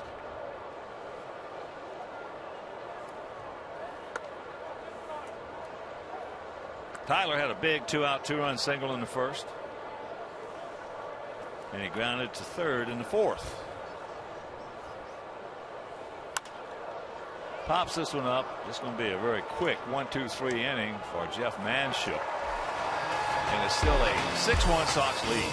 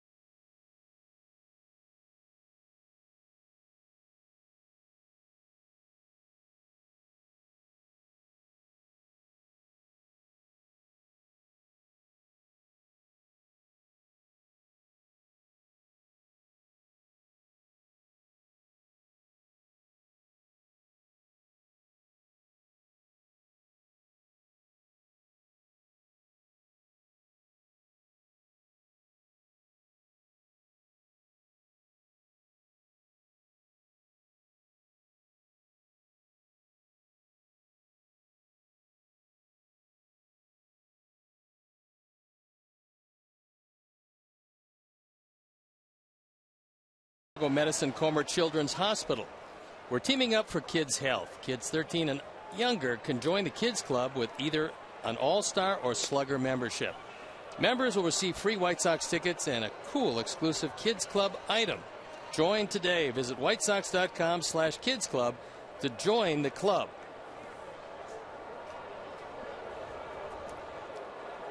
Top of the order here in the bottom of the sixth. It'll be Aviles, Lindor, and Brantley to face our Chris Sale. Scott Feldman, one hitting the Royals.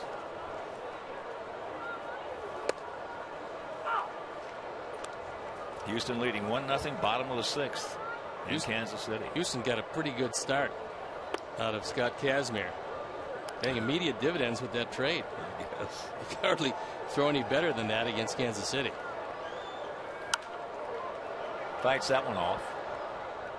And the count 1-2.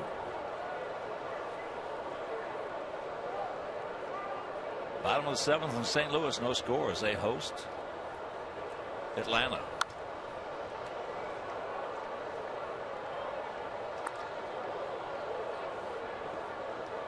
Tigers beat Boston 5-1 at Fenway.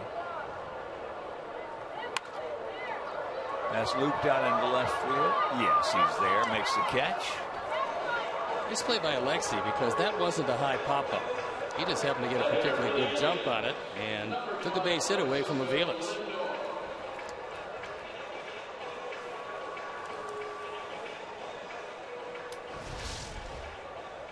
Alexei just was off as soon as that ball was hit. Decides that Mel can get it back in. Might as well save my arm for the tough plays at shortstop. He's made some absolute stunning plays in the first two games of this series. Along with swinging the bat as well as he swung it all year, things turning around for Alexei. 2-0 the count. Lindor was grounded to second and grounded to Alexei.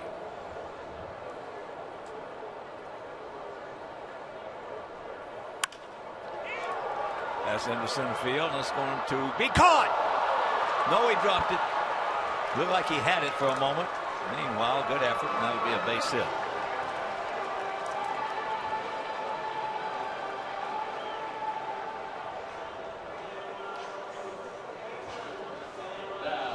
First hit of the night for Lindor, and it's a fine effort by Adam Eaton. He got a good break. Lays out, but it hit him on the heel of the glove.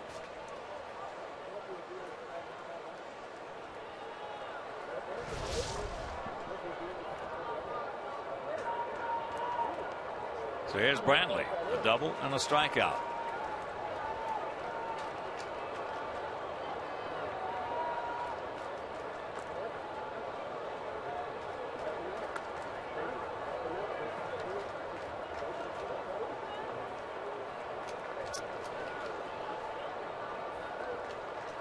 Big gap out there in right center.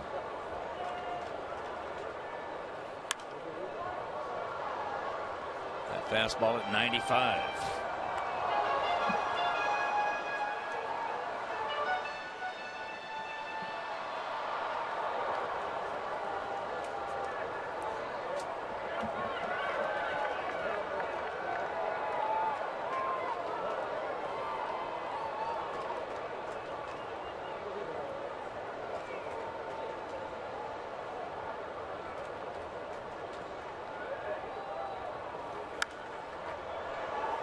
Fastball at 96.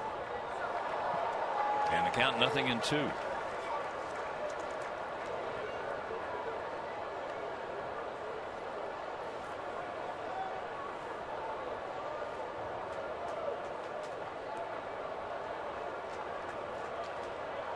Houston trying to win their 6th game in a row.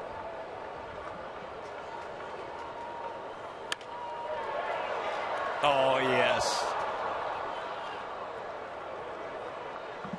2 down.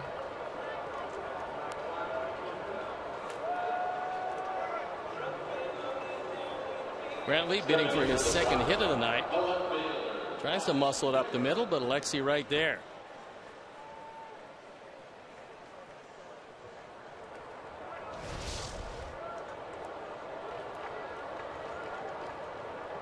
Here's Rayburn.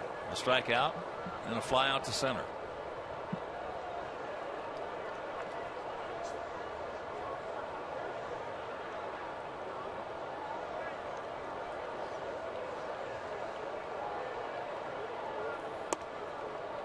Takes first pitch strike at 95.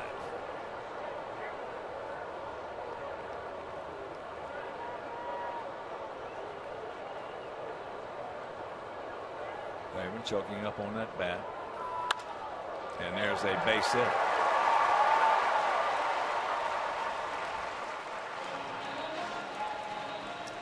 So 2 out, 2 on.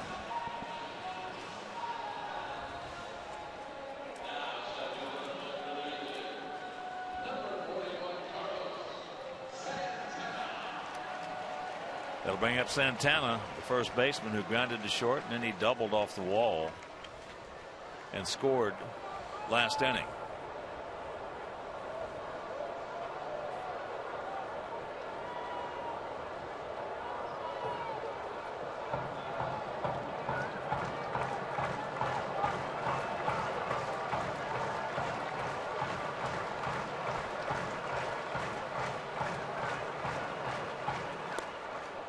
Takes ball 1.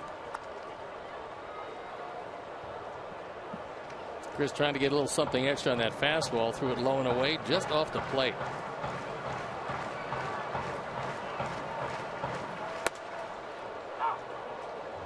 Count evens.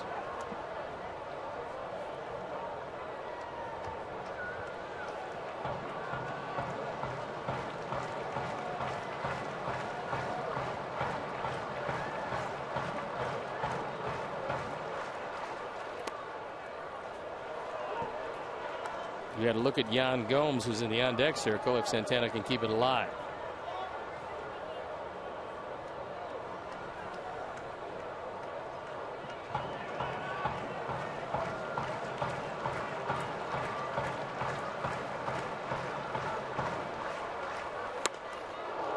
Cannot get that one at 96. 2 on, 2 out, 2 balls, 2 strikes. This was in a good spot because it was top of the strike zone.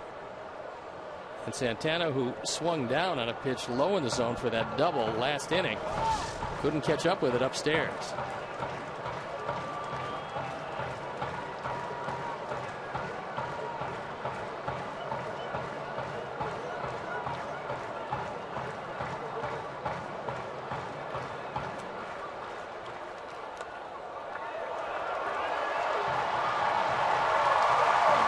Pitch. That's his 3rd wild pitch.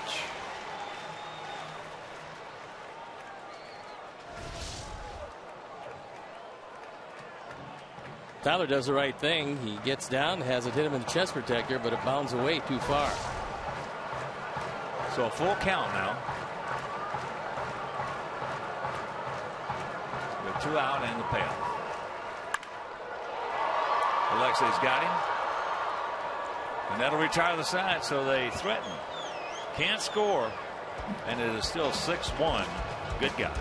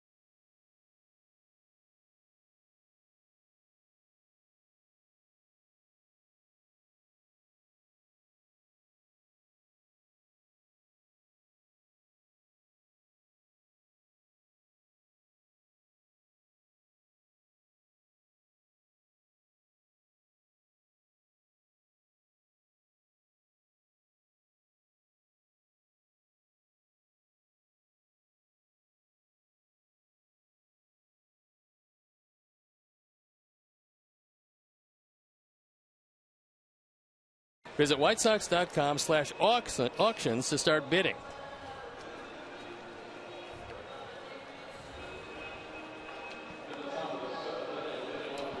6-7-0 for the good guys. 1-5-0 for the bad guys. Last time up, Carlos Sanchez with his first major league home run. Carlos Carrasco on the hill. Carlos Sanchez is always going to remember that one.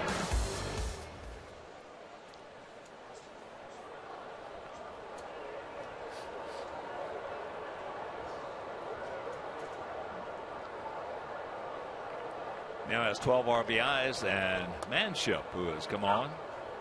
He's worked 2 innings, retiring all 6 that he has seen with 3 strikeouts. Struck out the side in the 5th.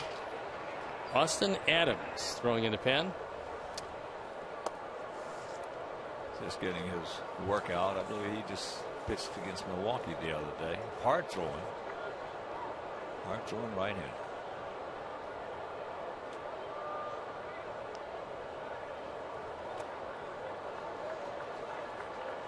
One and 2 the count.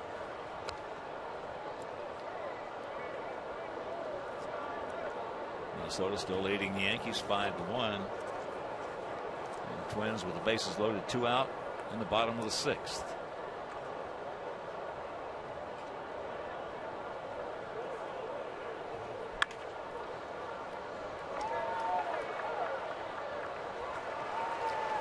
One out. Tomorrow, it's quite a class being inducted at Cooperstown. Pedro Martinez, Randy Johnson, John Smoltz, and Craig Biggio set for Hall of Fame induction ceremonies tomorrow. Class doesn't get too much better than that.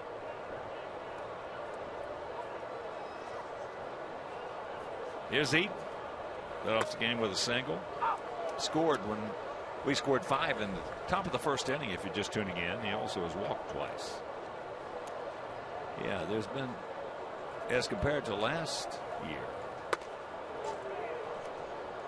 to me, seemingly little to no fanfare. As compared, of course, last year you had the big hurt, which we were reading about all the time.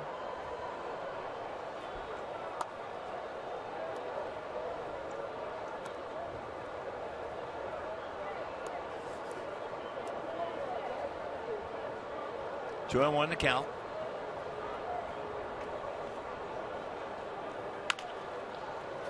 Chopper. The Bailers. Darryl Boston wants to check that one out. He seemed to think that Adam beat it.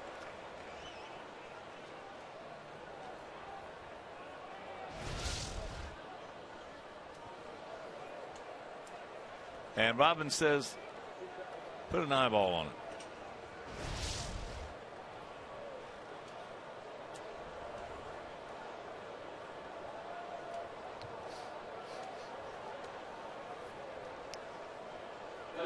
Crew Chief Bill Miller, first base umpire.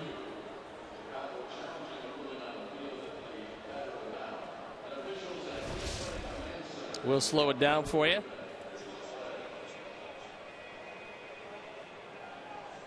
Looks like the foot got to the bag, but we'll see if there's definitive proof. It is a bang bang play.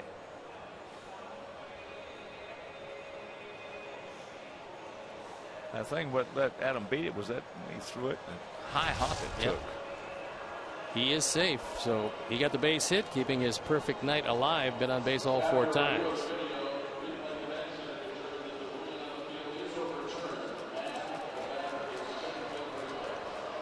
So here comes Terry.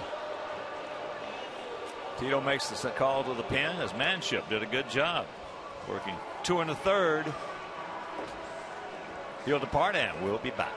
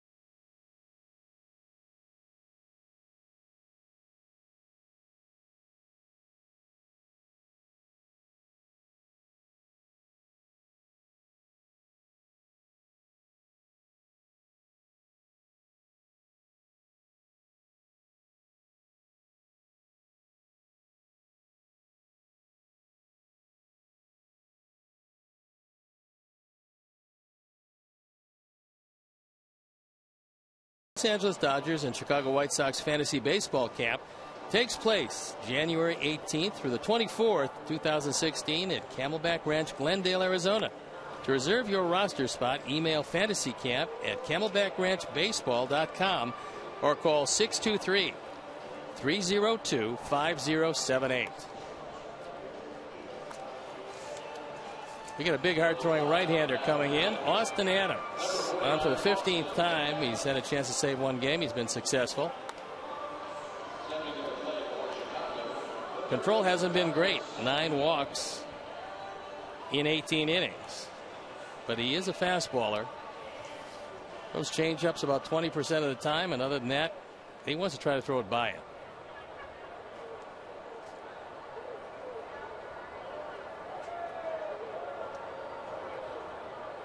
So there's 1 out, 1 on.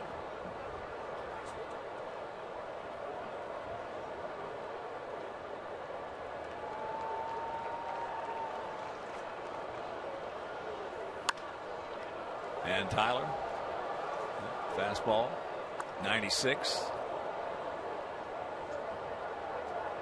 Tyler's 1 for 3, a single in the first inning. He came around to score.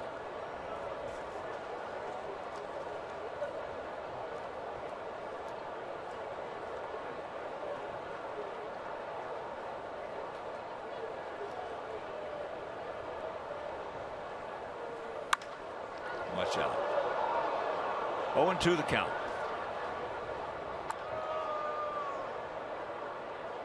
And Houston Kansas City game now. Still 1-0 Astros. Bottom of the 7th inning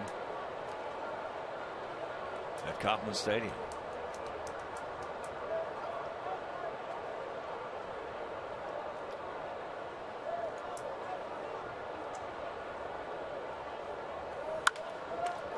He knocks it down, picks it up, and then doesn't get him, so it'll be a base hit.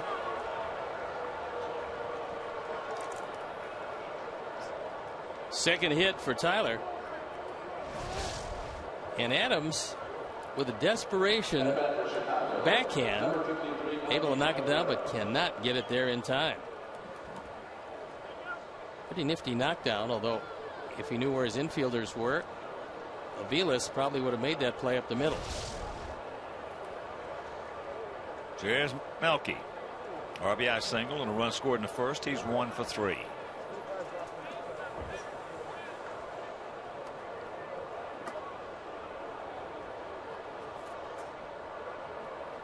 Outfield for the most part.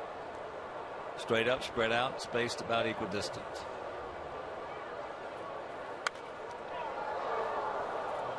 That fastball at 98.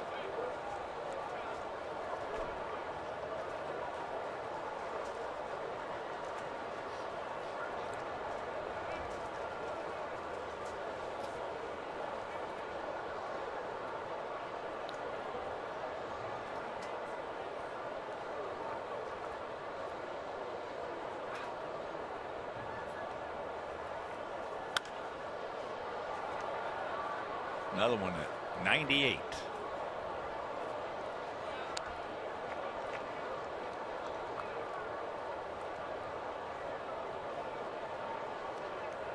Well, if you see enough 98s, hitters have an amazing ability to adjust and catch up. Especially if it's in a bad spot for the pitcher and a good spot for the hitter, somewhere out over the plate.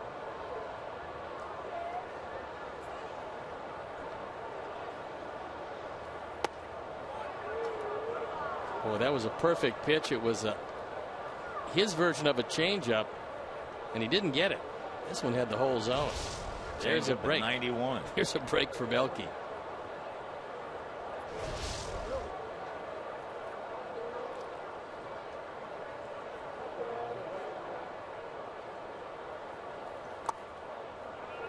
Another one. So the count evens at 2. 2 balls, 2 strikes, 1 out, 2 on. Here in the top of the 7th. 6-9-0 for us, 1-5-0 for them.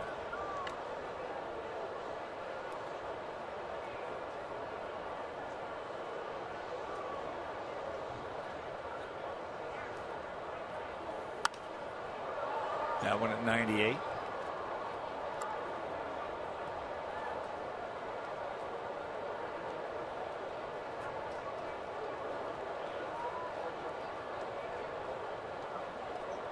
Did a pretty good job getting on just a piece of that high on top of the zone.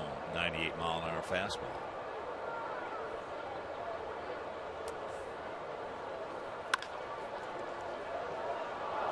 That's off the glove into right field. So here comes Adam Eaton. He'll score. Saladino into third. And that'll be a base hit for Melky. Second base hit, second run batted in. And this pretty good carom. That was 97. It was on the inner third of the plate. So Melky now has 44 driven in.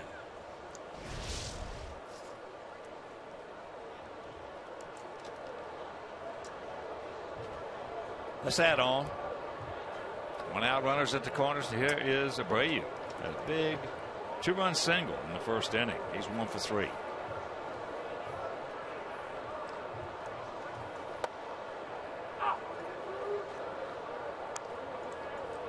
There's the first breaking ball he's thrown. That was a good one. Yeah, it was.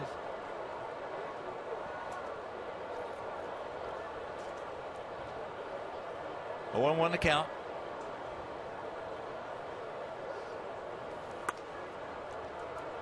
That one at 96.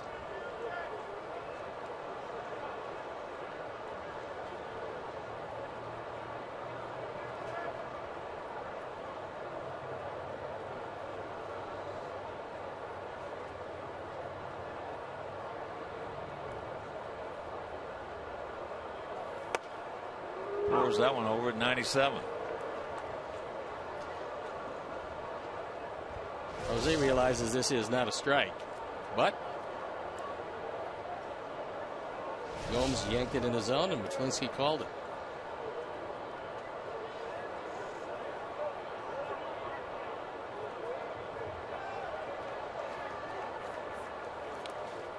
Good block by Gomes.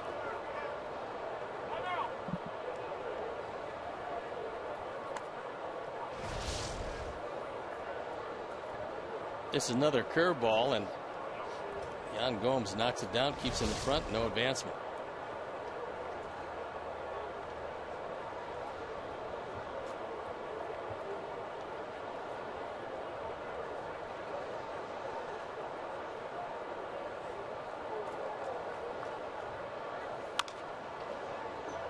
That's over by the Tribe dugout. Another breaking pitch. Bottom of the 6th in Pittsburgh, 5-3 Washington. Pirates with a couple of men on and 2 out. Yankees have come up with a pair. Top of the 7th now in Minnesota, 5-3 Twins.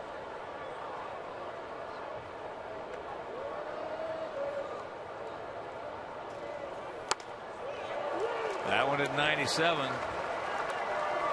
So 2 out. This ball is up out of the strike zone, and Jose expanded that zone. It's up to catch up to it up there at 97. 9 strikeouts now for Indian pitchers, and that'll bring up LaRoche, who was 3 of them.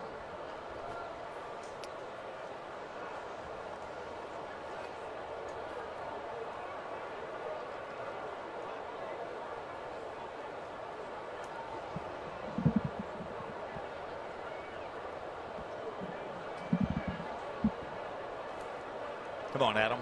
Get yourself a base hit, buddy. He will. Thank you very much.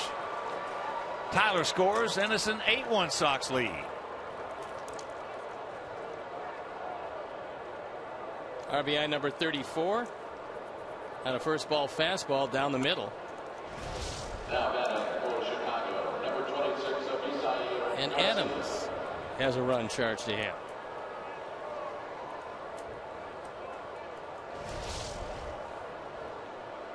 Here's Javi. Javi 0 for 3, a couple of ground outs to strike out, but he has scored a run.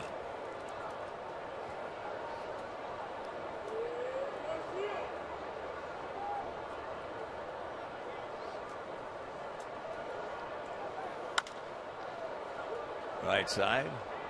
Velez throws him out, but a couple go up on that board. 7th inning stretch. We lead it by 7.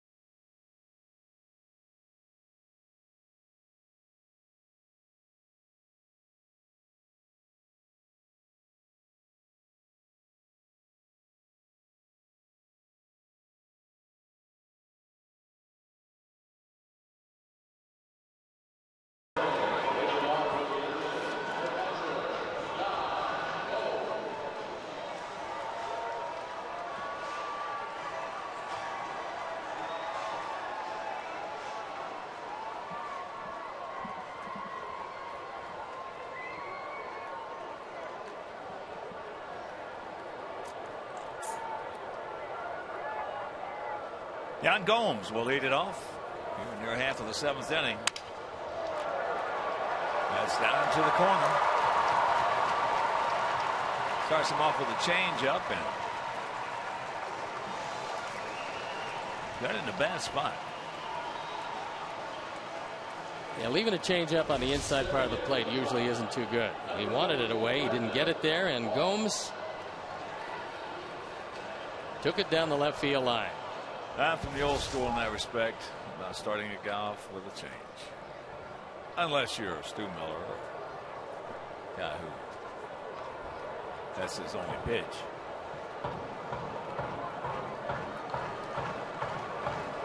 Brandon Moss takes that slider strike. Brandon has struck out on the slider, and he has flied softly to center field.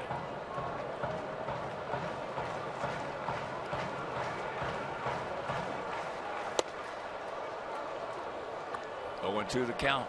One of the guys we won't have to worry about in going to Boston after tomorrow's game is Dustin Pedroia, who has been put on the disabled list with a bad hamstring. We will not see him in Boston. Well, in one respect it's good, in another respect it's bad. I love to see good players play. He's a good player. That hamstring must have been bothering him because on the last road trip he was just 1 for 22, and then they decided to shut him down. That slider. Hate to see outstanding players going to the deal.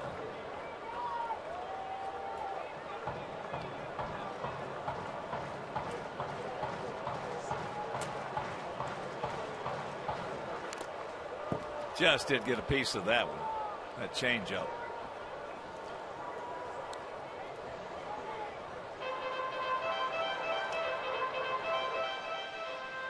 Kansas City has tied up Houston at 1. Astros heading in the top of the 8th.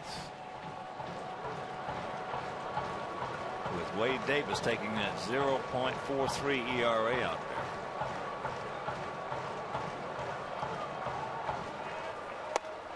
He gone. 7 strikeouts now. 1 down. Now stepping in for the Indians, designated hitter.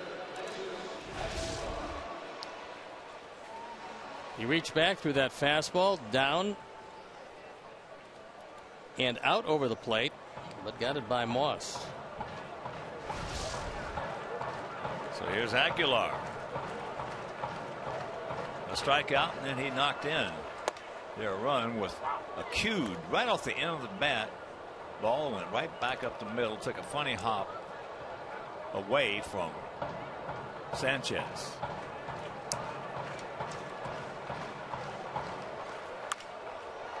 That's hit softly. Somebody's got to hurry. Adams there makes the catch for out number 2. I've got a real good jump on that. Now in the batter's box for the try. Follow the White Sox wherever you are with MLB.com at Bat, the #1 app for live baseball. At Bat is up to the moment, at any moment, with in-game highlights, live look-ins, replay previews, radio broadcasts, StatCast, and more. Get MLB.com at Bat for your smartphone or tablet. If you notice, we've seen over the last few years outfielders not getting real good jumps most of the time. Most of the time they do get, but a lot of times they don't. And one reason being the maple bat. The sound on a maple bat, it still sounds good even if it's bad, hit poorly. That could be part of it. Well, Willie Mays, we're playing golf in Carlsbad, California, in that American Airlines tournament. And somebody asked him, why were you such a great center fielder? He said, because I play with my ears. So I could tell by the sound of the ball hitting the bat where it was going to go as. Ursula can't get it. He's 0 for 2, a strikeout and a ground out. But that maple bat, that fools you.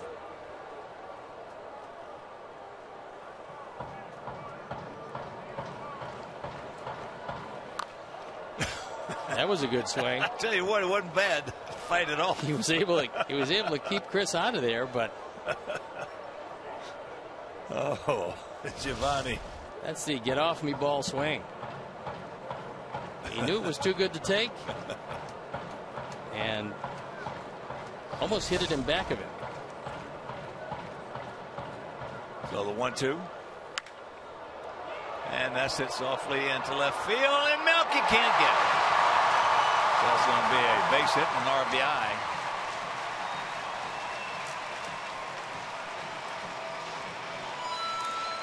That's a Kansas City special itself right there.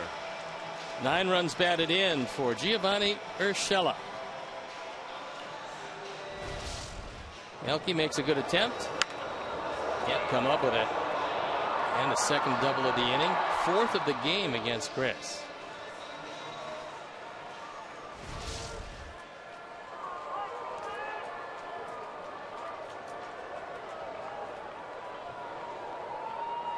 Bring up Mike Aviles, 0 for 3. He's grounded to short. He's gone out to center and he's looped out to Alexa.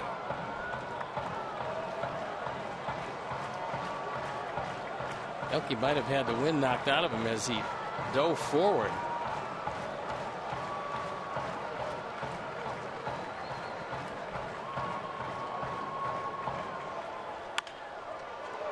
Nice. Got down very low, makes the peg, and that'll retire the side. They do pick up 1. We'll go to the 8th, leading 8-2.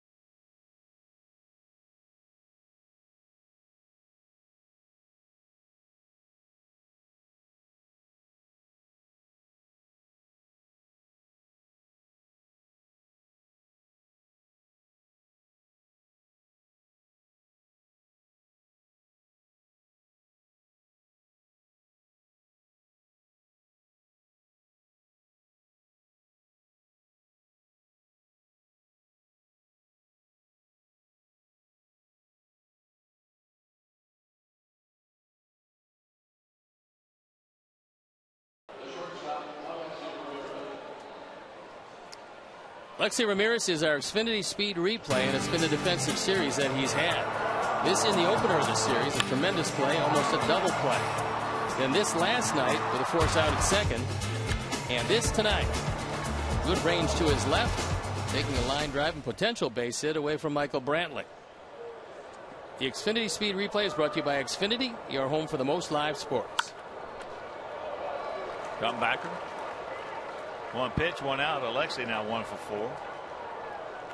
24,763.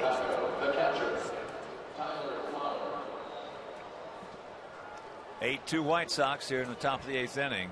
Just tuning in, we had 5 in the first, 1 in the 4th, and 2 in the 7th.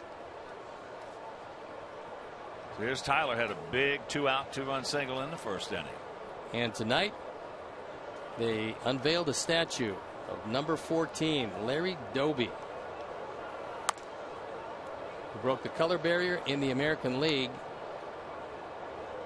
just a little more than 2 months after Jackie Robinson broke it in the National League.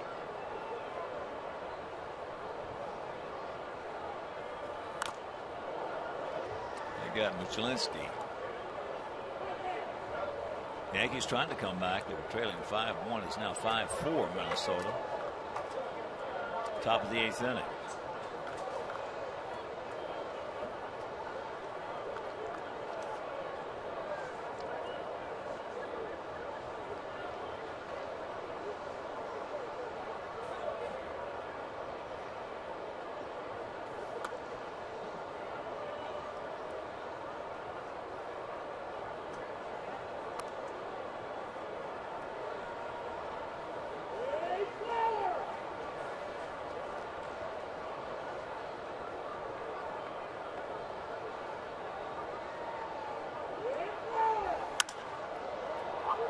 Tyler just missed it. Just missed it. 2 down. Sox fans, manage the game along with Robin by logging on to WGNTV.com and click on the WGN Sports Game Zone banner for the latest stats and information. Sox Game Zone is powered by Robert Morris University, Illinois, offering over 55 athletic teams, more than any other university in the state. For more information on RMU, visit robertmorris.edu. So a pitching change as Austin Adams will depart.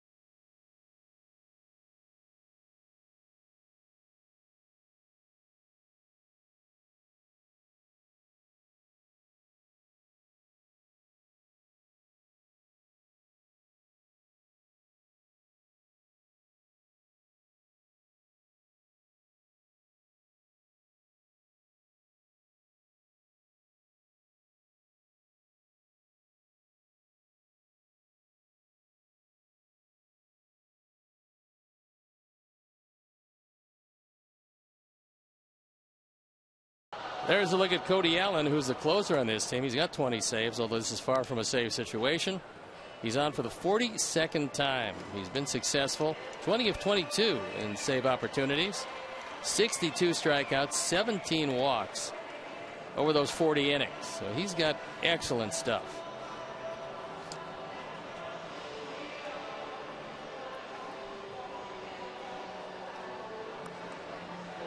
Now, Boone High School in Orlando, where John Hart used to be the baseball coach. Ron Karkovice, Joe Oliver.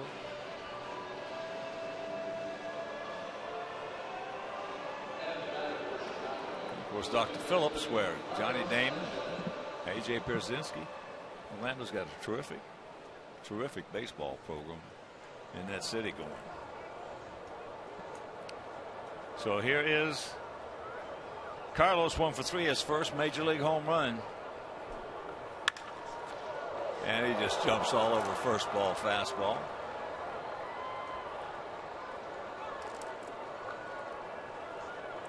J.B. Shuck is coming out to pinch hit. For the White Sox, now batting for number 20, J.B. Shuck. Adam was 2 for 2, 2 walks, a stolen base, a 2-run score.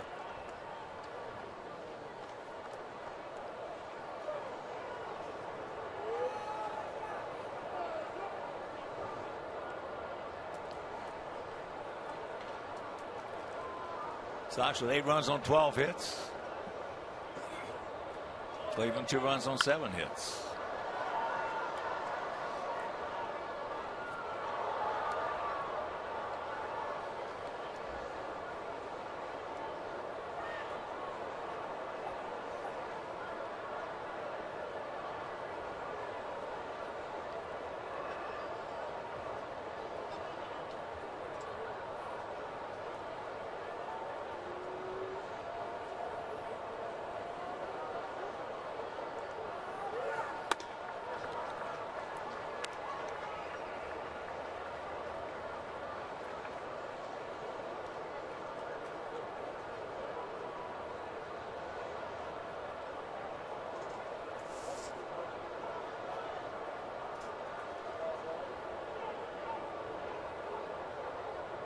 Carlos just a decent lead. Breaking ball. Allen's got a quick breaking slider. JB's been a good pinch hitter, 5 for 21 with 3 driven in. The only member of the Sox off the bench with more than 1 run batted in this year.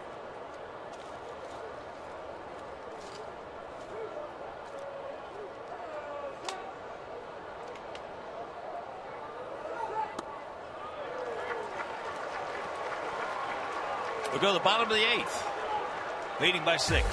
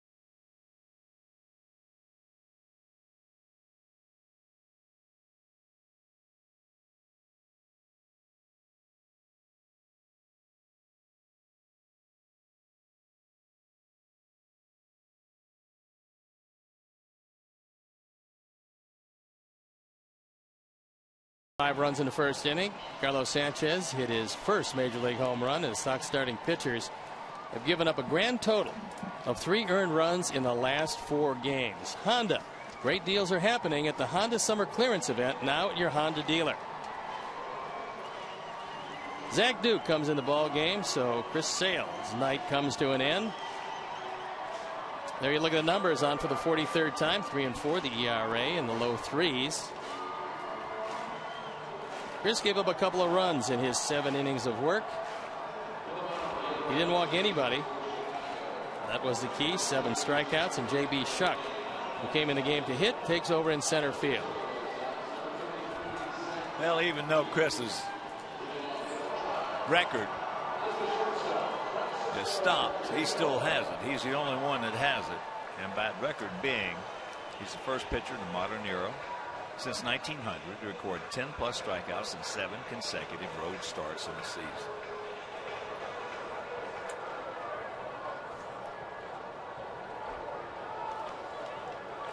So here's Lindor. And Cisco is 1 for 3.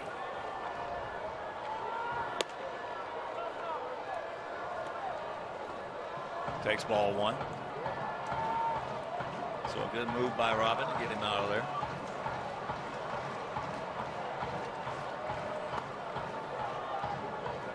Now he's saving some wear and tear, and Chris had absolutely full night's work.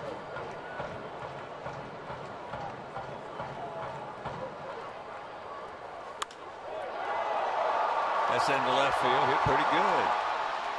He looks up. So Lindor saying he thought it was a home run.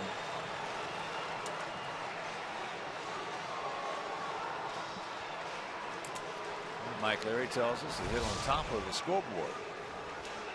See the baseball coming down, and quite clearly hits the top of the scoreboard, bounces straight up, but not out of the field of play. So a 2-base hit, another double, as the Indians have had 5 of them. Well, I said earlier, it's easy to see why they like this young man so much. He is a good-looking player.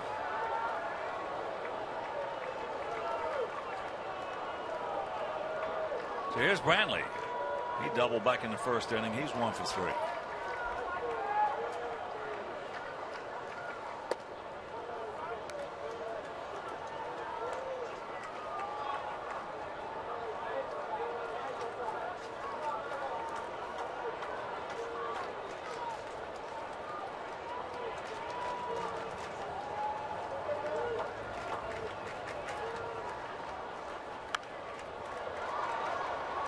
That evens the count at 1.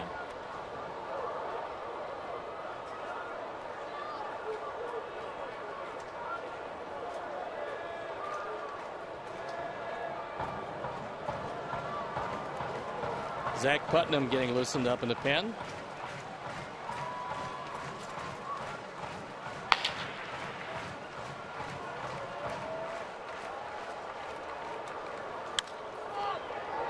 Get over there, get over there. So 1 down. Lindor into third. And that'll bring up Ryan Rayburn, who is 1 for 3. Stepping in for the Indians, the left fielder, Ryan Rayburn.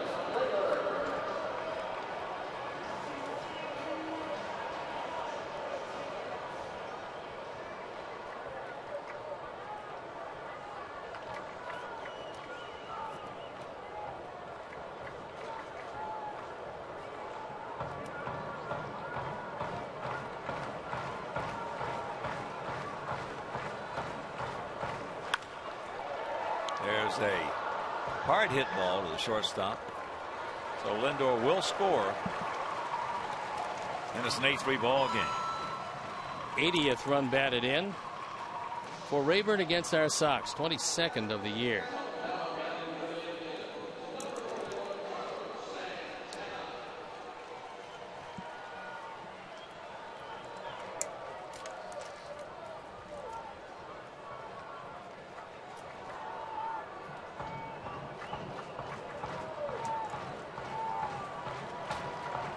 Santana. He's 1 for 3 with a double and a run scored.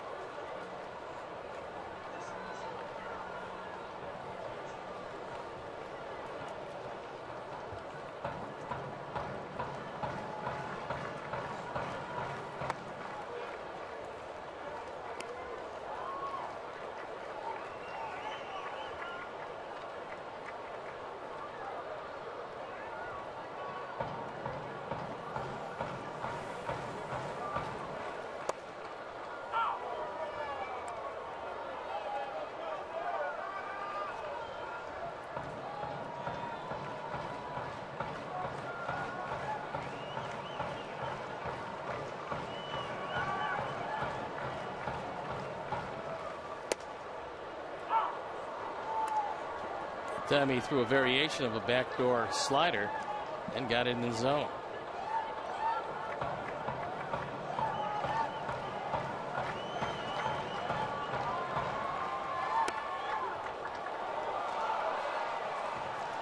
All right, they come up with one. We're into the ninth, leading 8-3.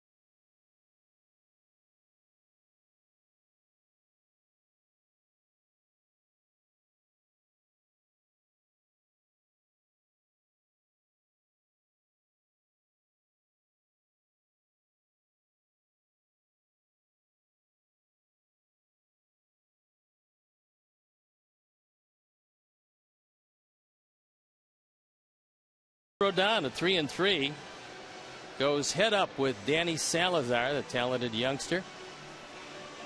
See great control. Salazar's got very good stuff. His ERA 3.78, and that's the finale of this 4-game series. And hopefully, behind Carlos Rodon, the Sox will be going for the sweep. So we got a new pitcher that's come in the game, and it is Ryan Webb.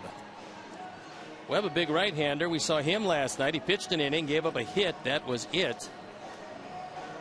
And his ERA 2.48.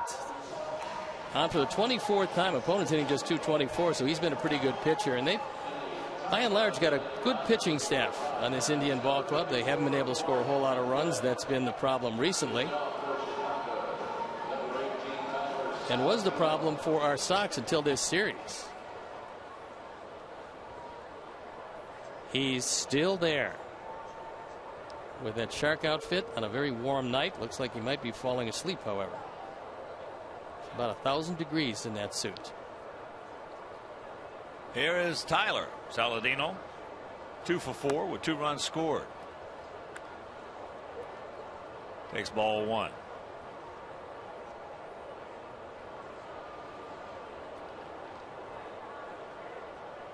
Crowder. Average of 292, 2 homers, 5 knocked in. And he has thrown serious leather at third base since being called up. There's no doubt that he's done everything right. Anytime he's been called on to execute something, he's executed it. He swung the bat very well, showed he can pull the ball.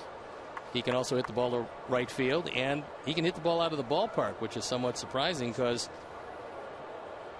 he's got a couple of home runs. He only had 4 in AAA. Good rip at that one.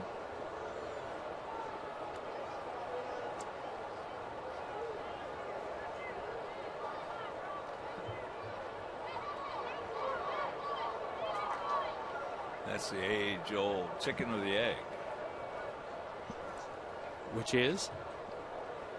Some guys do not hit for power in the minor leagues. And there's a base hit. Another one. That's his 3rd hit. So Mike Leary and the Cruz picked a clicking. But they get to the big leagues and all of a sudden, poof, they start hitting home runs. Well, if that's the case. And you all on the other side of that page, you get guys hit home runs in the minor leagues, get to the big leagues, you can't do a thing. And the reason being, they say a lot of times for the first, not the latter, but the first, is that, well, the major league pitchers are around the plate a lot more because they have better control, which is true. And the age-old reasoning for the latter is that major league pitchers get the breaking ball over where they couldn't in the minor leagues. They don't make near as many mistakes. That is a certainty, but the lights are substantially better here. I don't know. That ball hit hard. That's going to be over the head. So Melky, as Tyler moves into third base, Melky is safe. So Ducks on the pond, nobody out. I tell you, those new ballparks they're building in the minor leagues, those lights are pretty good. They're getting a whole lot better.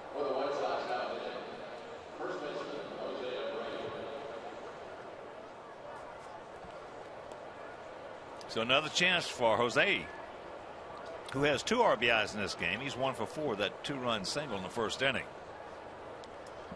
Melky now with 18 doubles.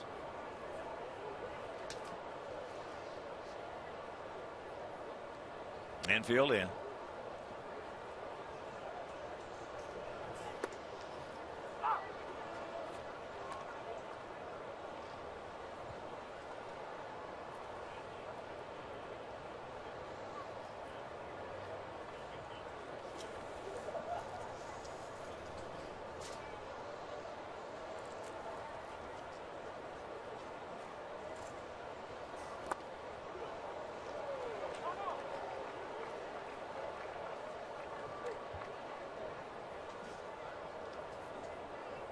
Not a real comfortable position to be in if you're an infielder in this situation. You got a guy that hits the ball awfully hard, and you're in at all 4 positions.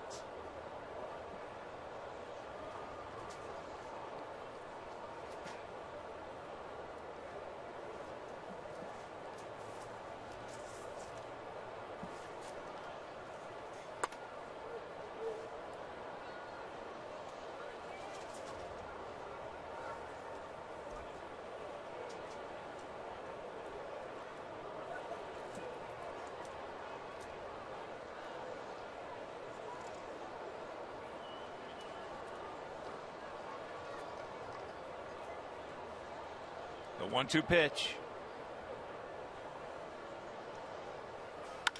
And there's a base hit, that a boy, Jose. So Saladino will score. Melky into third. And it's a 9-3 Sox lead. Second run batted in for Jose, and with the infield in, third rather, with the infield in, he just slices it right through the drawn in infield.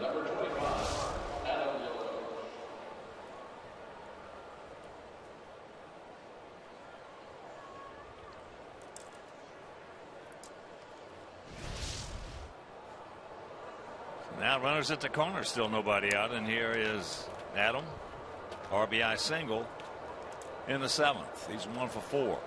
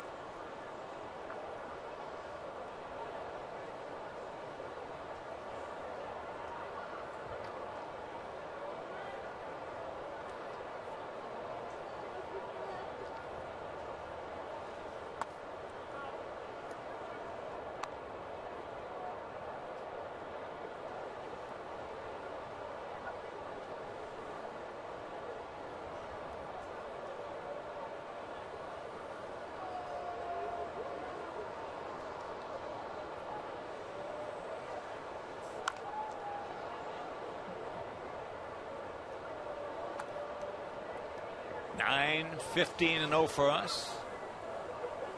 3, 8-0 for them. Sox won game 1, 8-1. Samardzija. And last night, Quintana with his first major league complete game, and it was a shutout. We won at 6-0.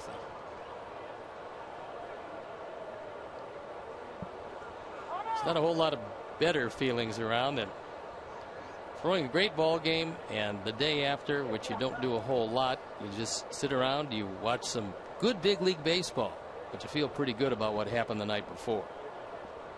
Well,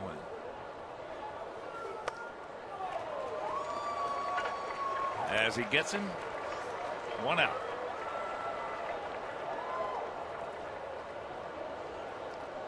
So here comes Avi. Avi 0 for 4 with a run scored.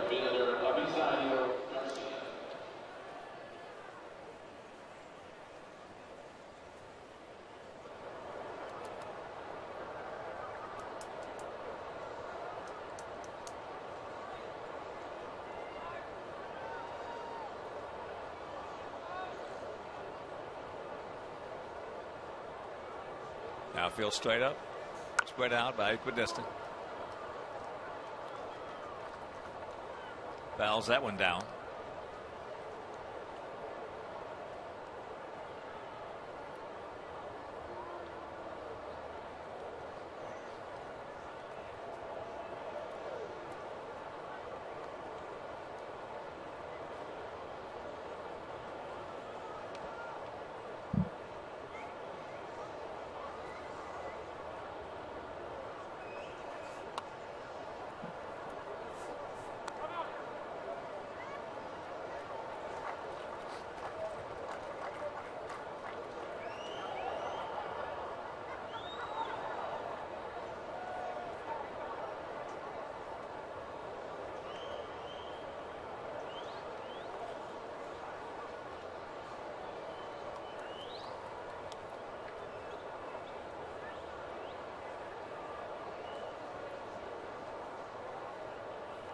Watch out.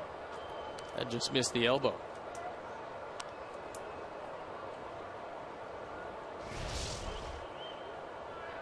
No sense taking one for the team on a hanging slider.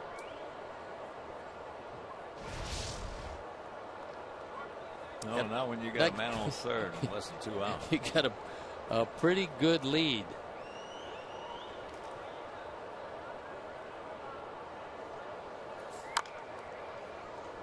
Count evens at 2.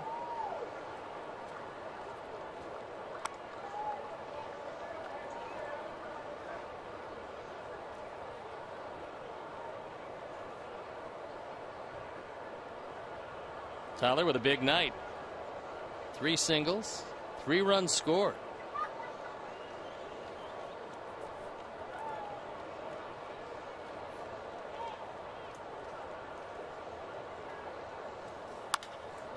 Get through it, will. Attaboy, Avi. And it's a 10-3 ball game. As Melky scores.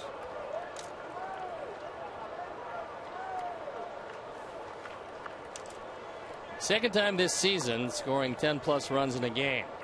Last time April 18th against the Tigers. So it's been a long time since we've seen double digits.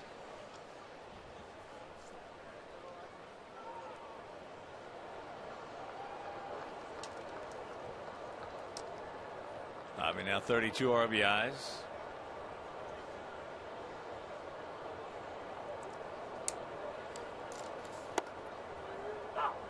And Alexei takes strike 1.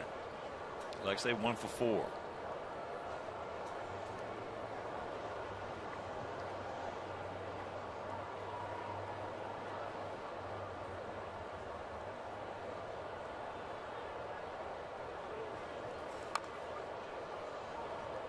Nothing into the count.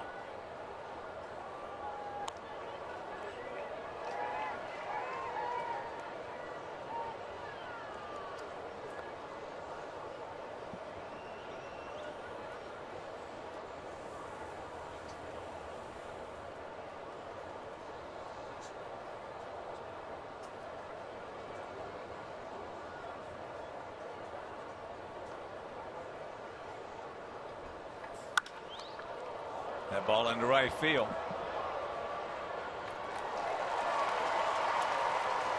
Moss is there, makes the catch.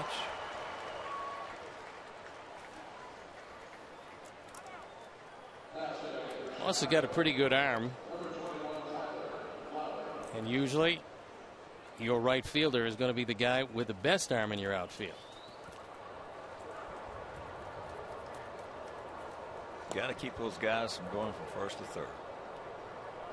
Yeah, you're worth your weight in gold out there as a defender if you can do that. One of the most untalked about big plays in baseball. Here's Tyler. Big 2-out 2-run single in the first. He's 1 for 4. Carlos Carrasco started this game, just didn't have it tonight. Went 4 innings, gave up 6 runs on 7 hits. And then followed by Manship, Adams, Allen, and now Webb.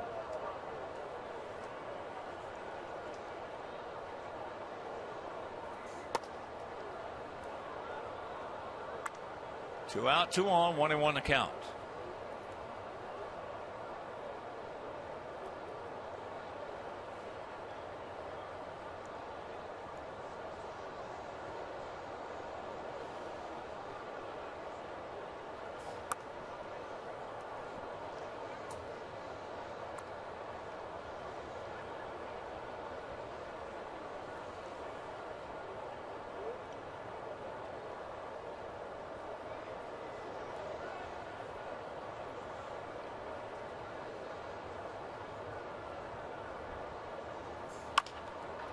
Chopper. And that'll do it. But we put 2 more on the board. We'll go to the bottom of the 9th, leading by 7.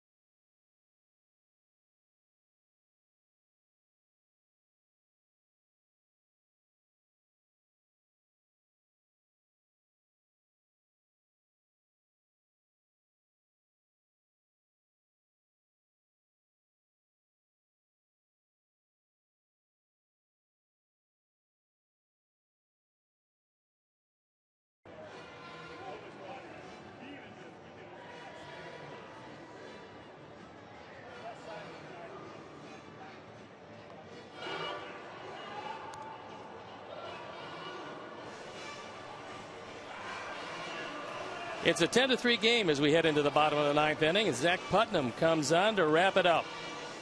Chris Sale went 7, Zach Duke an inning, and Zach Putnam on for the 34th time. He's 3-3, the ERA 3.48.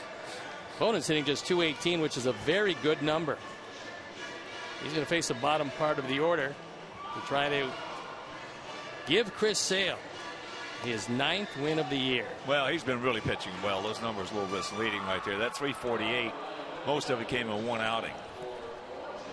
No, by and large, Zach Putnam has been very good. Yes, he has. The splitter that he had most of last year, when he was as effective as anybody out of the bullpen, has reemerged, and it's been very effective this year. Yeah, when he started taking something off that thing, he was lights out. So Yan Gomes will lead it off for the Tribe. He's 1 for 3, a double, a run scored. We have 10 runs on 16 hits. They have 3 runs on 8 hits. If you're just joining us, we have stranded 7. They have stranded 5.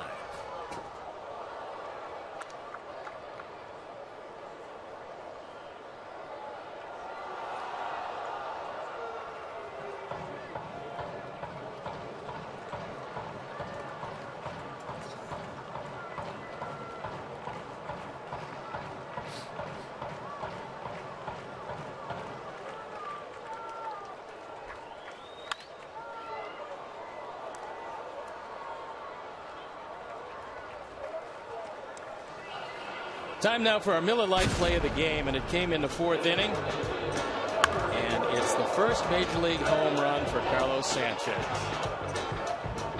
He added a single to this, and you can understand why everybody would be ecstatic.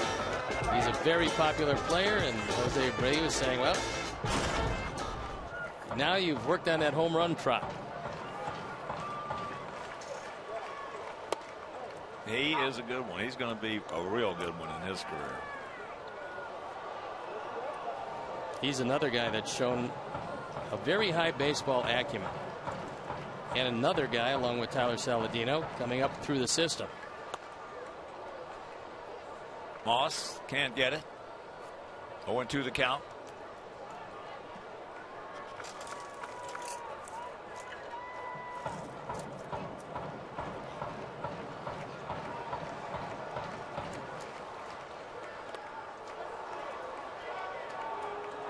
He gone. 2 down.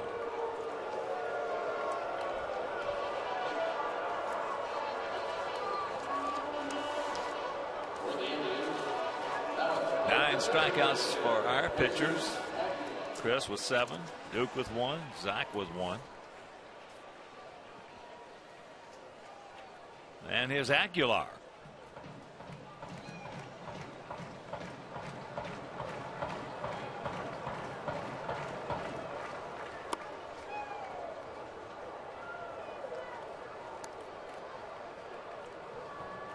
Yankees were trading 5-1. It is now 8-5 Yankees over Minnesota. Alex Rodriguez, his 5th career 3-home run game.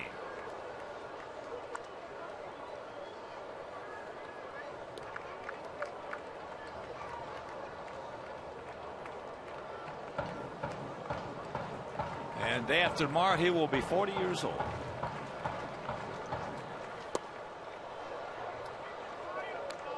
One and 2 the count.